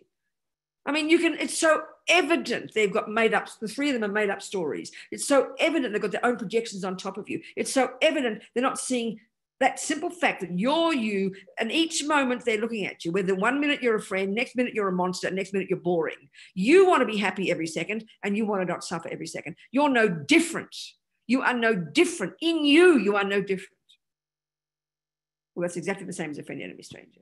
So to get this is why it's profound and logical, and to get it's not easy to do this. This is a compassion wing if you haven't done karma and if you haven't done high school and lived your mind deeply. It's not possible to do this. It's too hard because we believe in our projections. It's even puzzling to hear, what do you mean he's not horrible? How can you say Mr. Trump is not horrible? We can't even believe he's not horrible. That he's not horrible. It's not possible. Because we think the people who think he's nice are just idiots as well. Because our views are so extreme, you know. But this is the point. Don't chuck the baby out with the bathwater. Saying a person wants to be happy, saying that your anger exaggerates his ugliness, doesn't mean he's still a good person. That's not the issue here. We've got to be so intelligent about it. This demands rigor and clarity and intelligence and discrimination.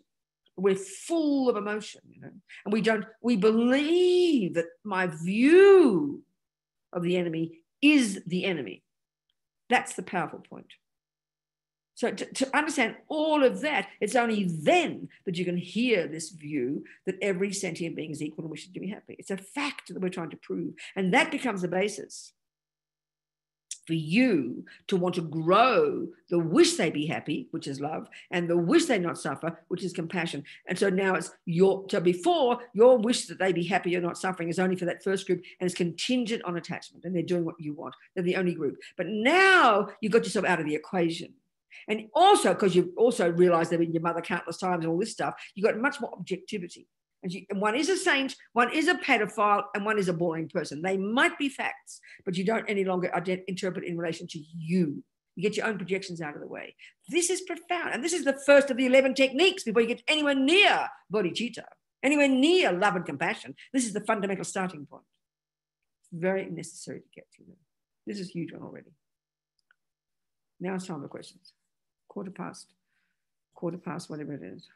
Yes, Venerable, there's several questions in chat. Good, okay. Okay, one question is, how does a tendency arise from a beginningless cause? How does it start to build? Is it from redirected awareness and concentration? Basically, the question is, where does any seed of action or thought, good or bad, first arise if it's never been part of that life form's existence before? Well, the key question is, where did it begin? And that's a non-question. It's a misconception for the Buddha. It's a wrong question. Because, and this is why we've got to really think about this, you know. In the case of positing a creator, and the case of positing materialist view that you come from mummy, daddy, and grandma and the monkeys, in both cases, you can say we're looking for the beginning. So we all know with the Western view, we're looking for the first Big Bang, you know. We're looking for the big thing. And it's very fascinating. In our minds, we're desperate to find the first moment. Even in this life, when we built up all our habits over the years and you go to your therapist, we all know with the philosophical views we have about who I am and where I come from and why I'm suffering and why things happen, we look into the past kind of trying to find a needle in a haystack, isn't it? We're convinced that we'll find back then, that's when it began. That's when the mother did that to her. That's why she's now got fear. That's why she gets depressed. That's why she does this. We're convinced in our mind without analysis that there has to be a first moment. Well, Buddha says this is a misconception coming from the belief of no cause and effect, coming from grasping at things as permanent, which in turn comes from grasping at things as intrinsic. It's a fundamental philosophical and experiential misconception. There can't be a first moment. And that's because if cause and effect is the law that runs the universe, and the cause and effect Buddha's talking about is very precise, that this moment of anger, for example, its main cause, its substantial cause, is a previous moment of anger. It has to be. And with that previous moment of anger, what caused that? A previous moment of anger. And you're going to go back 42 trillion years looking, convinced that we'll sort of get back to the first one. You can never get back to a first one, not because you can't see it, but because it can't exist. And that's nutty for us. To think that our consciousness is beginningless is the nuttiest thing we have ever heard. So we've got to get used to this concept and just think it through logically, that just as a theory, you can't have a first cause. If you have a first cause, that implies that didn't have a cause. And if you posit cause and effect, you can't have a thing called a first cause. So minds are beginningless. Anger is beginningless. Intelligence is beginningless. Love is beginningless. But, as Buddha has found out, all the delusions are absolutely able to be ended. So you know very well the chicken and egg. If you have an egg, you know it came from a chicken. But if you've got an egg, you can break it anytime you like and never get another chicken. And that's Buddha's view. He has found that logically, experientially, that deluded states of mind, because they're the voices of ego, because they're misconceptions, they can be ended. That's his whole entire point. But they cannot have a beginning. I remember in Dalai Lama's conversations with all the scientists and things, and I mean, it's like colloquial, talking about, he said, Big Bang, no problem. Just not the first Big Bang, that's all. But the fact that we want a first moment, Buddha says, that indicates the depth of our grasping at things as being not caused, which is grasping at things as permanent, and indeed even underneath that, grasping at things as having an intrinsic nature. There are misconceptions, Buddha says, and our question comes from those misconceptions. So it needs a bit of thinking and nutting out, Another one, Donna? Another? Donna? Yes. So this question is, within samsara, when I am born into another body, does that happen into a body that I conceive as being in the future, or can I also be reborn into the past? And is cause and effect necessarily linear or chronological? I think if we look at the world as we understand it, forget reincarnation. I think we accept the simple experiential scientific truth of past, present, and future. We know that we began as a baby. We know inexorably we will end up as an old person. We've never met a person who suddenly becomes a baby again. I don't think it's ever happened. I don't think anybody's ever discovered a seed that turns into a rose that then reverses and goes back into a seed. I don't think it's not feasible. It's not possible. So why make it a fantasy? And we're talking the simple logic here. We're not talking some abstract thing beyond logic. I think past by definition is what happened before the present, and present by definition is what happens before the future. It's just the concepts we use, the words we use, and these have come out of our experience. They're not kind of plonked onto reality. This is the conventional world we live in. That's the answer. And then another question is, instead of viewing strangers in terms of they can all drop dead, can't strangers be seen on the flip side as hoping they are happy and free from suffering? Well, that's the point. That's the whole point we're getting to. That's what we're trying to aim for. That's the point. Yeah, exactly. But the enemy as well. I just began with what is equanimity. First, we established what a friend, enemy, stranger is. So we want the friend to be happy. We want the enemy to suffer, and we couldn't care less about the stranger. So obviously, as we progress through these 11 stages, we're going to get to incredible love, compassion, great compassion. We want all of them to be happy and all of them to not suffer. Of course, it's the point. But you've got to get equanimity first as a basis. Absolutely, yes. Of course. That's the point. I always tell a story about this. It's very funny. I mean, it's how we are. I read my iPad and I looked at my New York Times, and I saw out of the corner of my eye, down in the corner on the homepage, a heading that said 350 people die in ferry accident in Tasmania. And that's Australia. So it's my people, right? Even though I'm an American, I still feel like Australian as well. I can't help it. When I went to my American passport, I said, can I keep my other passports? And she said, we don't care how many passports you have as long as you have allegiance for America. So I've got to feel like an American. I don't think I know how to do that yet. Never mind. But anyway, I saw this heading, Tasmania is Australia. I went, oh, no. And then I saw it said Tanzania. And I went, oh, that's okay. And of course, I caught myself and had compassion, but that's just natural. It's strange. I think, where's Tanzania? It was distant from me. That's how we all are. Go on, what's the next question? The next one is, are there ways to train the mind about letting go of resentment? What? Sorry, I missed that. Say it again, Donna. Are there ways to train the mind about letting go of resentment? I mean, yes, look at resentment. Look at it. It's a heavy level of anger, isn't it? Someone's hurt us.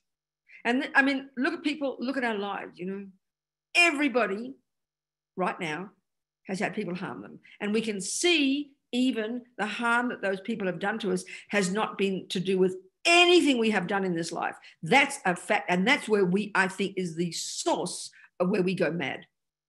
I mean, if you had if I had a bitter fight with Donna, she shouted at me and I shouted, she punched and I punched. If I'm brave enough, I'll accept that somehow I harmed her as well. But especially if we've really been harmed by people whom we haven't harmed, and that is a very common thing on this planet.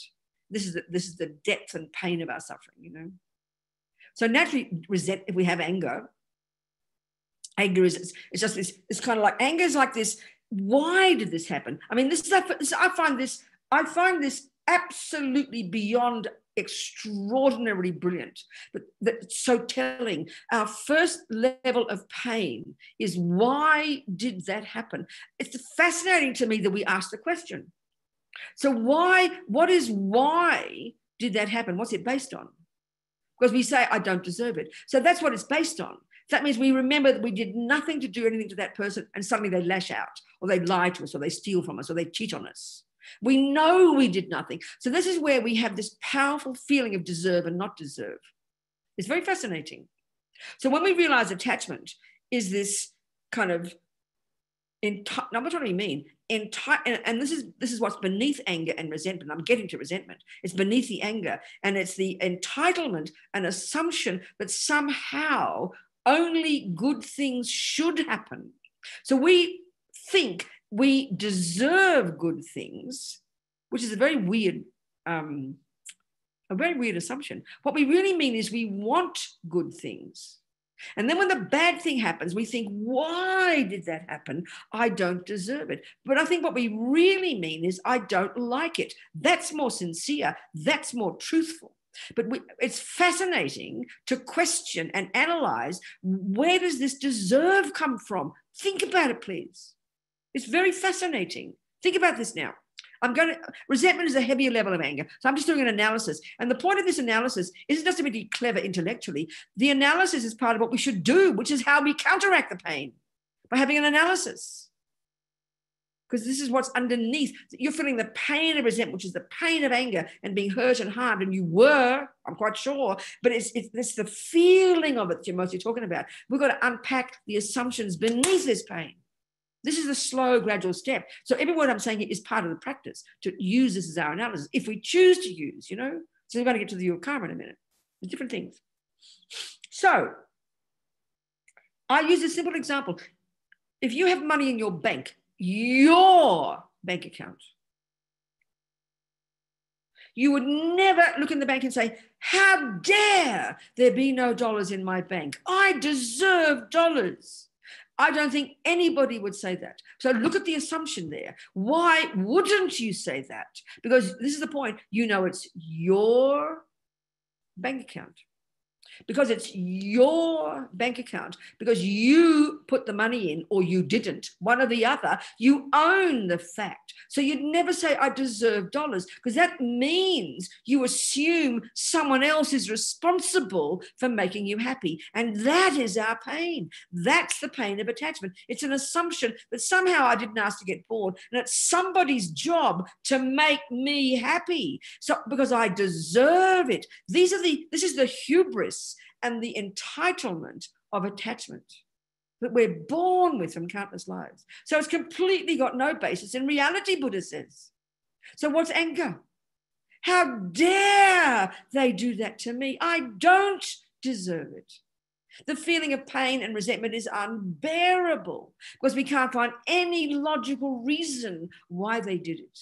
And that means I didn't do anything to deserve it. So that's the same as saying, who put weeds in my garden? I don't deserve them. You would never say that because you know it's your garden and they're your weeds. That's the view of karma. That's why my Tibetan friend Jigdrol, when I said to him, after he's been tortured, he's escaped, his daddy murdered, brother murdered, friend tortured. And I said to him, do you get angry? And he laughed and said, angry, Robina, what for? Or why those young women were not angry. This is hard for us to hear. This is a big picture answer. And this does not happen overnight, I promise you. So what Buddha's saying is resentment and anger and attachment, and which are real pain, own them, don't feel guilty, or jealousy or the rest. They're all misconceptions rooted in wrong assumptions. This is really hard to hear. And that's why those young Tibetan women were not angry. That's why my Jigdrol friend was not angry, because the analysis in their mind was the analysis of karma. Our analysis is innocent victims who didn't ask to get born.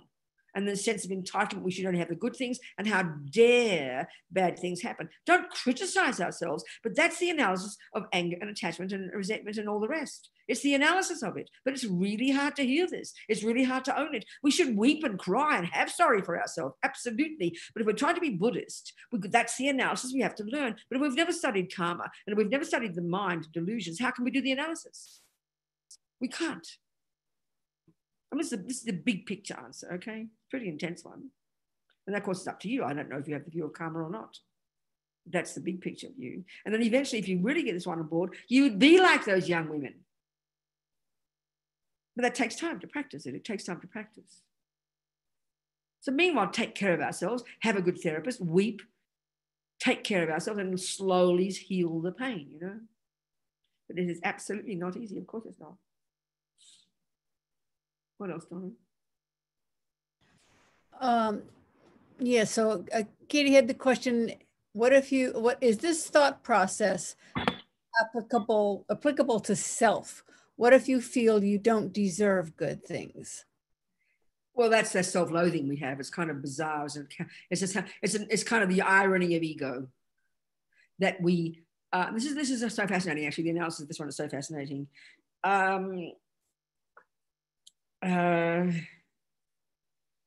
You see, attachment, its main energy from lots and lots of lives of practicing, and this is the energetic level of it. And as Amma Zobi said, it's the main suffering in our planet, in our Western world, is actually the feeling of terrible dissatisfaction, which is, I am not enough. I am not good enough. That's exactly what we think. That's what we call self-loathing. It's actually the symptom of a bottomless pit of practicing attachment. The feeling is, I have not got enough, and I am not enough. And no matter what you say, it's not enough. You tell me you love me, I don't believe you. I don't believe you. So that is actually self-loathing. That's what we call self-loathing. It's dissatisfaction, and it's a symptom of attachment.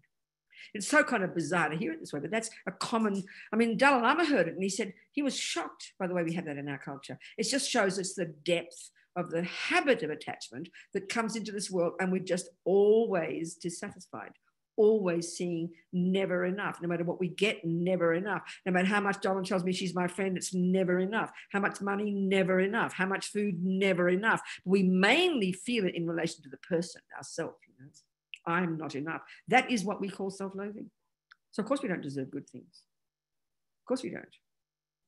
It's so bizarre, isn't it? I mean, the fact that we can endlessly speak about our bad qualities, but someone asks you your good qualities, we kind of blush and get embarrassed, and we can't think of any. But we're hungry for someone else to tell us we've got good qualities, but we don't believe them when they do. It shows, it proves this. It's so bizarre. And this is what ego is. It's so ironic. 47 people can praise you. You do not believe one word of it. One person criticizes. You run like a magnet and believe it 100%. That's how we are. It's just, this is so bizarre to us, but this is the way ego works. It's self-loathing, and that's the function of attachment. Never satisfied, never happy, never enough. It's the nightmare of our suffering.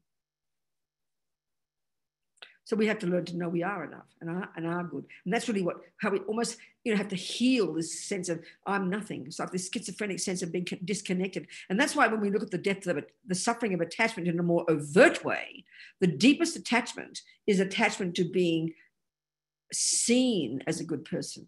We're hungry for that, even though we can't believe it. We're hungry for other person to say we're a nice person. And it's almost like we're so distressed that on our own, it's like we're nothing. We are only becoming a real person when someone says you're a nice person. That's why we get lonely. This attachment is called attachment to being, they call it attachment to reputation, but actually it's attachment, this assumption I'm nothing unless someone says I'm something. That's how desperate we are, all of us, That's why we get so lonely. That's why we all want, in other words, we're attached to being liked. But when we have so much self-loathing, we push the people away and don't believe them. This is how demented we are. This is really how twisted we are. This is the suffering of attachment and aversion and ignorance, the three root delusions.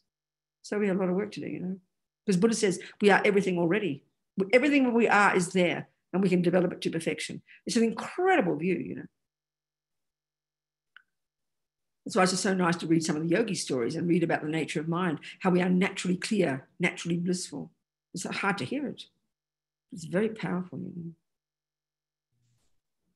That was powerful, and thank you very much for answering. That makes complete sense when you explain it. Thank you. Good, Katie. Good, darling. Thank you. What else, Donna? There are no further questions in chat, so I don't know if anyone else wants to talk to me then. Come on, someone talk to me. Who wants to talk to me? Oh, yes, good, Francis. Speak to me, sweetheart. Good morning, everyone. My question. Good morning. Where are you? Where are you? Byron Bay. Oh, you're in Australia. Oh, good. Well done, darling. What is it there? 10:30. Very civilized. Byron Bay is good, by the way. Are you still on lockdown in Byron Bay? I'm going back to work next week. Well done. After being in lockdown for 9 weeks. Oh my God. You're looking forward to it? No, I'm loving lockdown because of all the teachings. There you go. I know. It's fascinating, isn't it, Francis? I know. It's amazing, isn't it? I don't want to go back to work. Anyway, my question is, if we take the riots in America as an example, and we are not going to get angry about it, we're going to look at it, we're going to be shocked but not angry. And you said the next thing we can say is, so what can I do to help? Yes, exactly. And that's my question. So what can I do to help? I can pray because I'm an old Catholic, so I can pray all the time. Yes, exactly. But what can I do to help? Okay, Francis, this is the essence of the Bodhisattva approach. This is the essence of the compassion one. And this is a tough answer, but let's look at it. Okay. When we think, what can I do to help? You see, the attachment in us, because the attachment in us only wants it to be lovely. So that's where either we're a type of person who, when they see the bad things happen, get depressed. You understand? Or another person, that's more my style, when you see the bad thing happen, you get angry. So depression is internalized anger, and anger is externalized aversion. You understand? So they're the two responses, because our attachment is very distressed and we get angry and we wish it would all go away. So then we think, okay, I'm going to have compassion here, and I'm going to say, like Martin Luther King, what can I do to help? But the point is this. If Francis, if you can hop on an aeroplane, and I'll pay for you if you can, come to America and fix it, honey child, don't hesitate. Now, we know we can't do that, especially something this big. You can even know with your next door neighbor, one person suffering. You can think, what can I do to help? And then you check the neighbor, you hear their crazy mind, you hear their violent actions, you see how they're demented, you see how they can't listen to you. You realize that even one person you cannot help. So this is the part where the bodhisattvas get enormous courage. Because the more they've given up their attachment, the more courageous they become, that when they see the suffering, it doesn't freak them out. But what it does instead is encourage them, because they see such suffering. They see everybody harming themselves and each other. And that it doesn't make them shrink. It doesn't make them want to make it all go away, which is attachment. That gives them extra courage to never give up becoming a Buddha. Yes, that's me. That's the point. So it gives you, every time you see more suffering, you think, God, I can't give up. Like as if the bodhisattvas are like this. Everyone is their precious child. You know you can't fix them now, but you're never going to give up, and you do everything you can. So that means not just for the people in America, the crazies all having their, riots, or whoever they are on this side of the world, but when you see the ant, you try to help the ant. When you see the dog, you try to help the dog. You don't just think grand things are rushing off to America or being like Mother Teresa. You continue. The bodhicitta has two things. One is, I must never stop helping whoever's in front of me. So if it's an ant, you help them. If it's a dog, you help them. If it's a crazy, you help them. And then the long-term goal is I must never give up on continuing to work step by step so I'll become a Buddha. And so that's the point. The more we have that courage, the more that gives us the courage to never give up, but recognizing it's a nightmare and not, see, it's attachment that makes it want to all go away, and we can't bear it. But the less attachment, the less anger, the more courage, the more enthusiasm to keep helping. That's the point. Wonderful. Oh, darling, that's good. Thank you. Thank you. Thank you. Thank you. Thank you. Thank you, darling. Such a perfect. I'm just going to write that down. Yes, absolutely. Write it down. As Zobi would say, write it down. It's true. Come on. That's the bodhisattva attitude. You have this courage, And yeah, that's the one. And that takes time. Just have to say, I've got to keep going. I've got to keep going. And as Dalai Lama says, bodhisattvas think in terms of eons. Attachment wants it to make it all go away because we can't bear it. So as we lessen attachment, we lessen anger, we get more courageous, and I will never give up. I'll just keep going. Keep optimistic. Bodhisattvas are hugely optimistic, because the point is, even though the world is a nightmare, optimism is your only option. If you start panicking while you're all drowning, you'll all drown together. So if you keep your wits about you, you'll just keep going and do what you can. Do you understand? That's the point, darling. Thank you so much. What else, people? Sandy has her hand up to ask a question. Good, Sandy, sweetheart. Talk to me. Hi, Venerable. It's Sandile from South Africa. Hello, darling. How are you? I'm good, thanks. It's good to see you. Are you in South Africa now? Yes, I am. It's 3 a.m. in the morning. We're all good, all fine. What time is it? Well done. You're very courageous.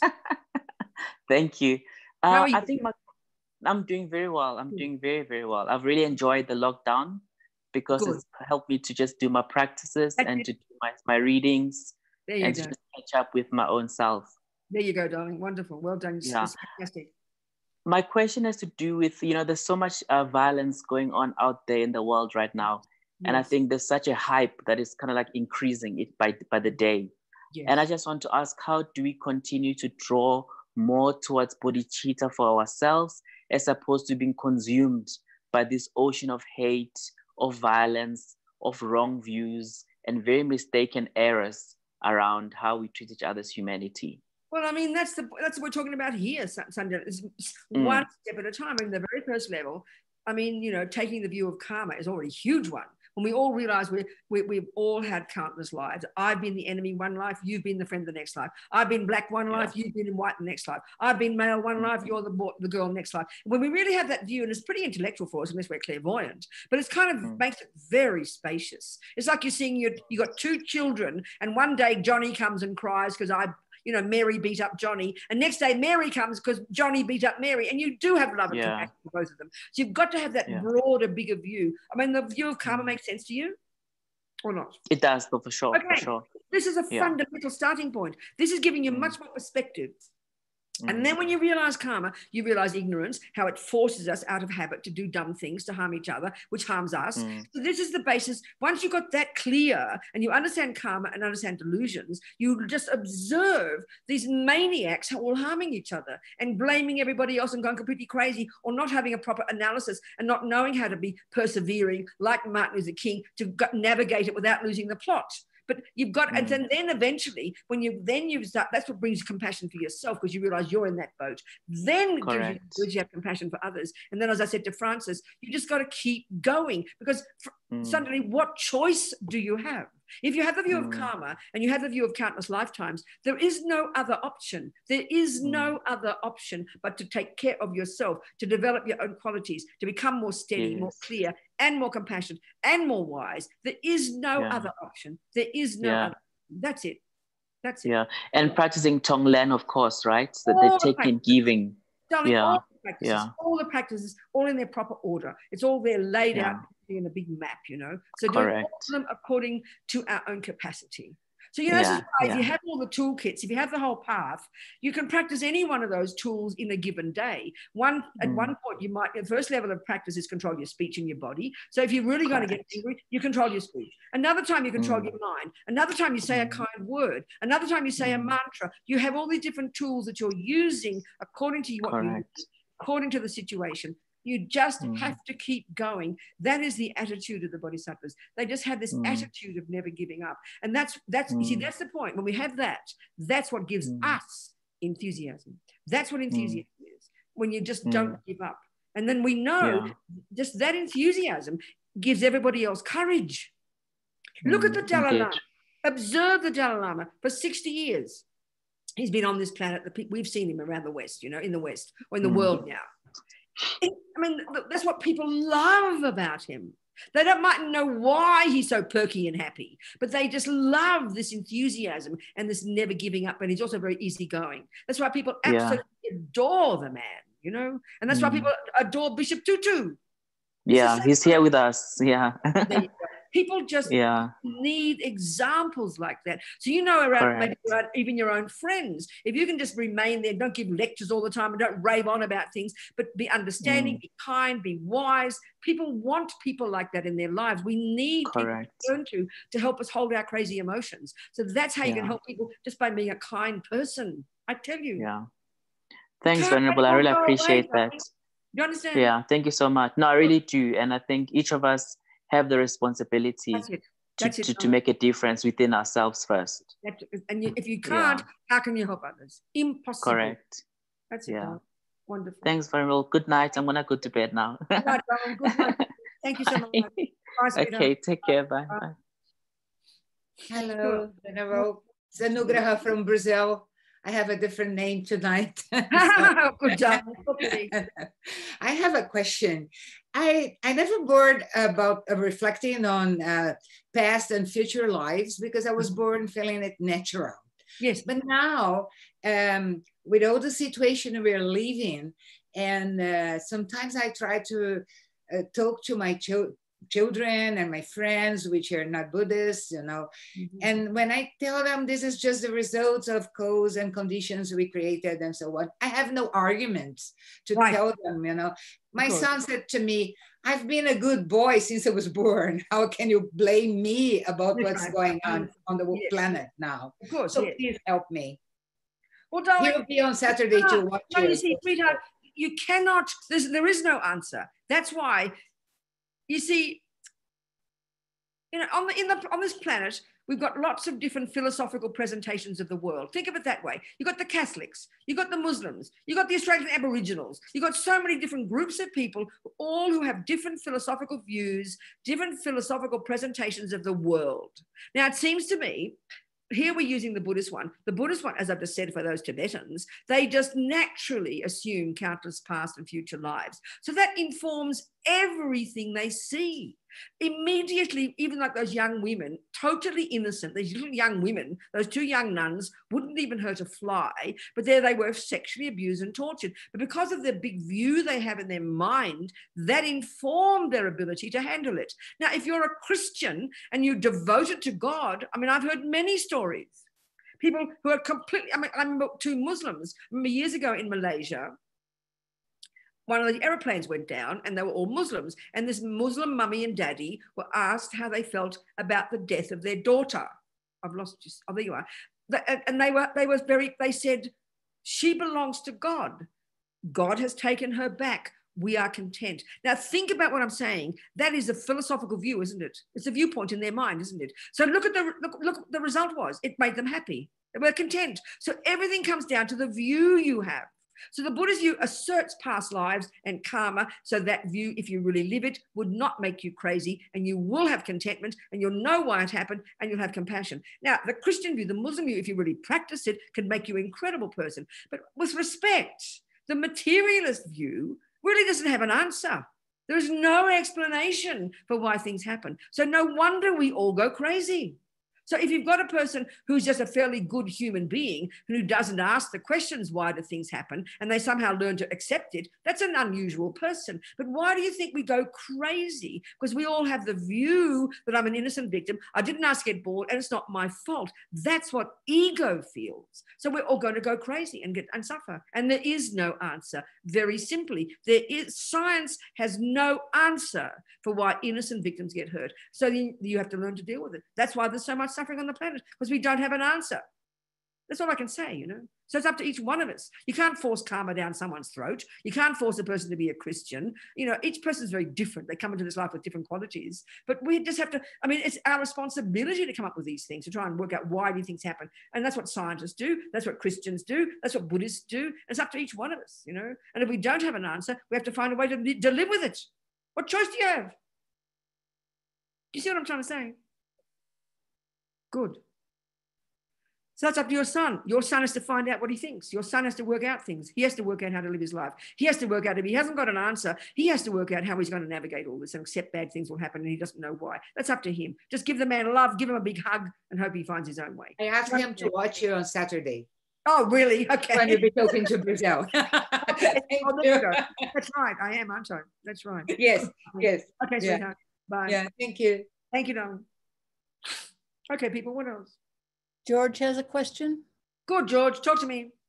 Venerable Robina, thank you so much for your teaching, first of all. Total pleasure. I'm new to Buddhism, and so I have a lot of questions. But I can't see you, George. Where's your face? I'm here. I'm here. But I can see, all I can do is see my face. Where are you? I'm waving. I know, but I should be seeing you if I put the thing on. You should come, but I come instead. Never mind. I'm seeing you. Go back. I'm fine. Okay. When we escape samsara and reach nirvana, what is that? What happens? I'll tell you exactly, George. Okay. Buddha's saying we're in samsara, quote unquote, if we have this ego grasping that clings to a certain sense of concrete me, that then gives rise to this intense attachment that I must get what I want every second, which then gives rise to anger when I don't get what I want, and then all the other millions of different neuroses, depression and pride and arrogance and fear. And that's, the Buddha says, that's the samsaric philosophy. And that, if you think about it, is how we naturally feel. And he says it's because we've been programmed with that, and we come into this life and we just assume it's true. No one has to even teach us this. It's just natural. So he says that's, you know, what he means by being in samsara isn't some place. It's having those conceptual views deep in our bones that we assume are the truth. And because he says they are misconceptions, this is why we're always bumping into reality, and that's why we suffer. Why do you do that to me? How dare that happen? I don't deserve it. I expect to be good. That's what attachment and aversion cause. And he says that is what being in samsara means. So giving up attachment, giving up anger, and it takes time, then hold your breath, giving up ego grasping by realizing emptiness, and then when you cut the root of all that stuff, and that can take a while, and then you eventually perfect all that, at some point you will have cut all the rubbish, and that's what they mean by now you're in nirvana. It's not some place like heaven. It's your mind in this very body. Once you completely change your conceptual constructs that he says are all fantasy, and you're now in sync with reality, and you have infinite compassion and wisdom. That is what being in nirvana means, and it's your mind, and you do the inner work to make it happen. And when I will still be born back into this world. Once you get to that, you don't need to be reborn. But if you're on the bodhisattva path, you want to be reborn, but you've finished the job. Okay. You don't need to be. You've cut the root. You've cut the motor. When you've achieved your nirvana, you don't need to come back, baby, and you'll just stay into a subtle state of bliss. But if you want to also... Which is why the Dalai Lama comes back again. Exactly. He's done the job, babe. He doesn't need a boring old bag of bones, but he chooses to because he has compassion. That's the plan. Thank you. All right. Thank you, George. Sure. May you achieve it. Thank you. Good. Sure. There's a question from a student watching in YouTube. Okay. Her question is, the world seems to really have gone mad this year. Has samsara always been this terrible? You know, I got a feeling it is. You know, I mean, we can look at history. If you read history, even just within the few thousand years that we know about, even a couple of thousand years, I mean, I think suffering is just, don't you think it's there? Look at some of the wars. Look at some of the monstrous things. Look at all the witch hunts. Look at all the fires and burnt. Look at the superstitious mind of humans over the centuries, you know? So in that sense, no, samsara has not changed. It's the same. It just comes in different shapes and sizes, you know? And so this is why people often say, when the historians always say, you've got to learn from history. But the Buddhist you never learn from history, because you've got to learn from your own mind. You've got to learn from your own experiences. So history is like very personal. So when you learn from your own mistakes, then you'll change your mind. Then there won't be suffering. Then you'll get rid of samsara. So we can't learn from anybody else's mistakes. We've got to change our minds. Samsara is always like this. And I mean, Buddha would say many other realms of existence are a lot worse than the human one, you know. So it's like, yeah, you got to, so that's why I know just recently, I think I mentioned, didn't I, yesterday about political activity in the past. I know when I was involved in all the, you know, back in 50 years ago, actually, 50 years ago, exactly, when I was with this group supporting all the, you know, all the racism going on then, the Black Panthers and all this stuff, and all this kind of noble activity of helping everybody in the world and changing. And then you thought, oh, everything's changing, it's so amazing. And I look back 50 years ago and it's like worse in many ways now, you know. Some things have changed, some things are good, but it's just the same. And why? This is the point. Why is it the same? Because the Buddhist analysis is because of ego grasping, attachment, and anger. I know it sounds so cute. It sounds almost too simplistic, but it's this fundamental understanding of the mind. And if that keeps staying the same, nothing will ever change. So we have to change our minds. Keep doing political activity, but change our minds. Peace will never come if we don't change our mind. So change our mind and keep demonstrating and try to do our best, you know. So yeah, it's always been like it, I think. Because delusions have always been there. That's it. That's the Buddhist one. Delusions are always there. If it's delusions, you'll keep having these sufferings, you know. So it's time to go home. There's one final question if you want to take it, or we can. Yes, of course. What mind states or behaviors characterize the state of renunciation beyond the simple description of reaching a state of being sick of suffering? Are there degrees of Absolutely, yeah, it's very simple, very clear, very clear, very clear, very simple. When you've got some sense of renunciation, that means you recognize that attachment and aversion are the cause of your pain. They are why you do dumb things with your body and speech that harm you, that harm others. So when you understand that, you've woken up. And you now practice, you begin to get discipline, you live in vows, you don't harm others, you work on your mind, you become your own therapist. That means you've lessened your negative behavior, you've lessened attachment. It means your mind is not up and down like a yo-yo. You've lessened your anger, you've lessened your depression, you've lessened your jealousy, you've lessened your neuroses. What does that mean? How would you be? You'd be this blissful, content, happy, wise, wonderful, fun person. That's how you'd be if you had renunciation. The words sound very forbidding. But that's the kind of person you'd be, because you've harnessed your own crazy energy. You're in control of who you are. You have enormous self-respect. You're extremely content, and you're joyful, and you're compassionate, and you're able to help others, and you're courageous. You'd be a marvelous human being. That's the answer. Who wouldn't want to be like that? Maybe we should end on that point. 5 minutes to go. Maybe we'll finish with a wee meditation, okay? Well, Lama Yeshe's Mahamudra book is so wonderful. And it's this marvelous technique. It's quite sophisticated, but it seems on the face quite simple. It's a method for realizing emptiness. But the starting point of the meditation is to concentrate on the clarity of our mind. So there's these wonderful teachings about the mind in, the Buddhist psychology, how consciousness itself, our very function of cognition, is pure and clear. Right now, it's all muddied and polluted by all our dramas, up and down yo-yo, our rubbish and nonsense. But its true nature is clear. So the first part of the meditation is it's concentration meditation. The difference is you're not focusing on the breath. You're simply focusing on whatever pops up in your mind. So we'll do that for a few minutes just to finish, okay? So just be very relaxed, treat like a very normal action. Just sit comfortably for we're going to do about 3 minutes, okay? Just be comfy, be very relaxed, very natural, be very comfortable. Have your back straight, your body upright, not tense, your head slightly forward, chin tucked in, your lips slightly apart. This is the classic position that all the great yogis have found to be most conducive for good meditation. Your head tilted forward, chin tucked in, and the tip of the tongue, just for a couple of minutes, it's okay, be behind the top teeth. It stops you from dribbling. I mean, that's for the long-term meditators. We're just going to do 3 minutes. So your eyes should be looking down, as underneath your eyelids, as if you're looking along your nose towards the ground, okay? So your body comfy, head slightly forward, chin tucked in. Have your hands in your lap, just relaxed. Lips slightly apart, jaw relaxed, tip of the tongue behind the top teeth. Stops you from dribbling, like I said, and the eyes looking down, and just settle into this position now, very unself-consciously. So now with determination, for 3 quality minutes, with determination, we think, I'm going to pay attention to whatever pops up in my mind. And the point is like you're going to watch television with no commentary. The thoughts are going to come and go. You don't engage in them. You don't analyze them. You don't wish they'd go away. You don't think what they mean. You just let them come and you let them go. That's it, okay? Just pay attention to your thoughts.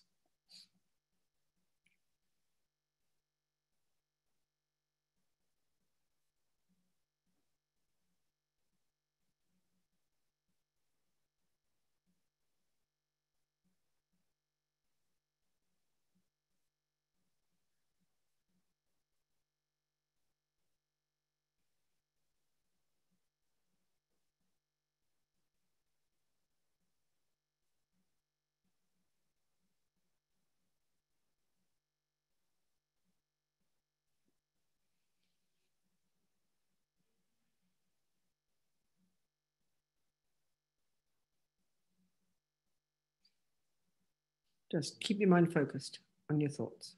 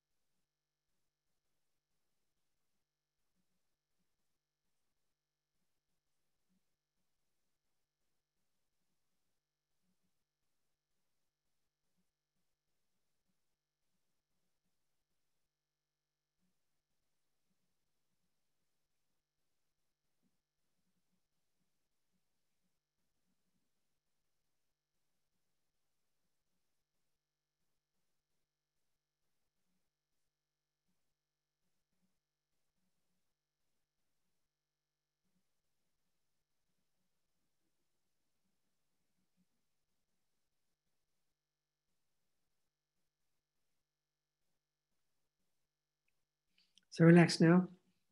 That was about 3 minutes.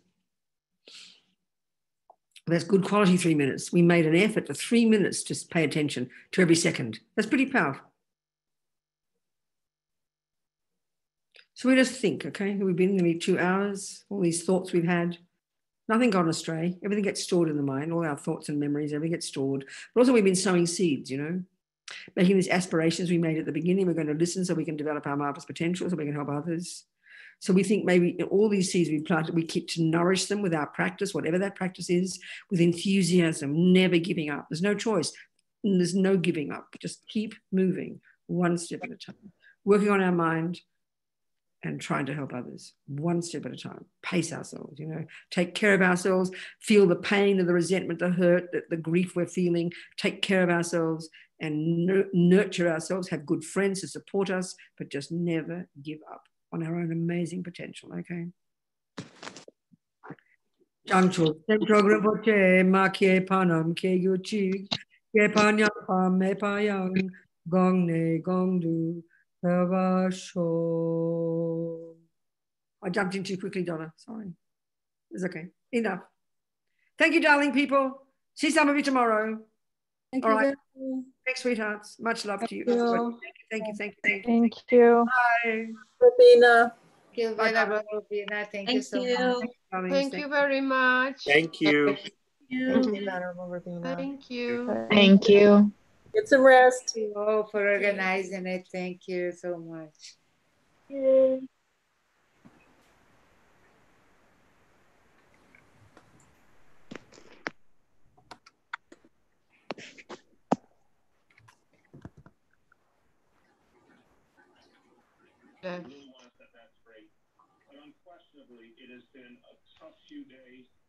Thank you, Donna. Thank you.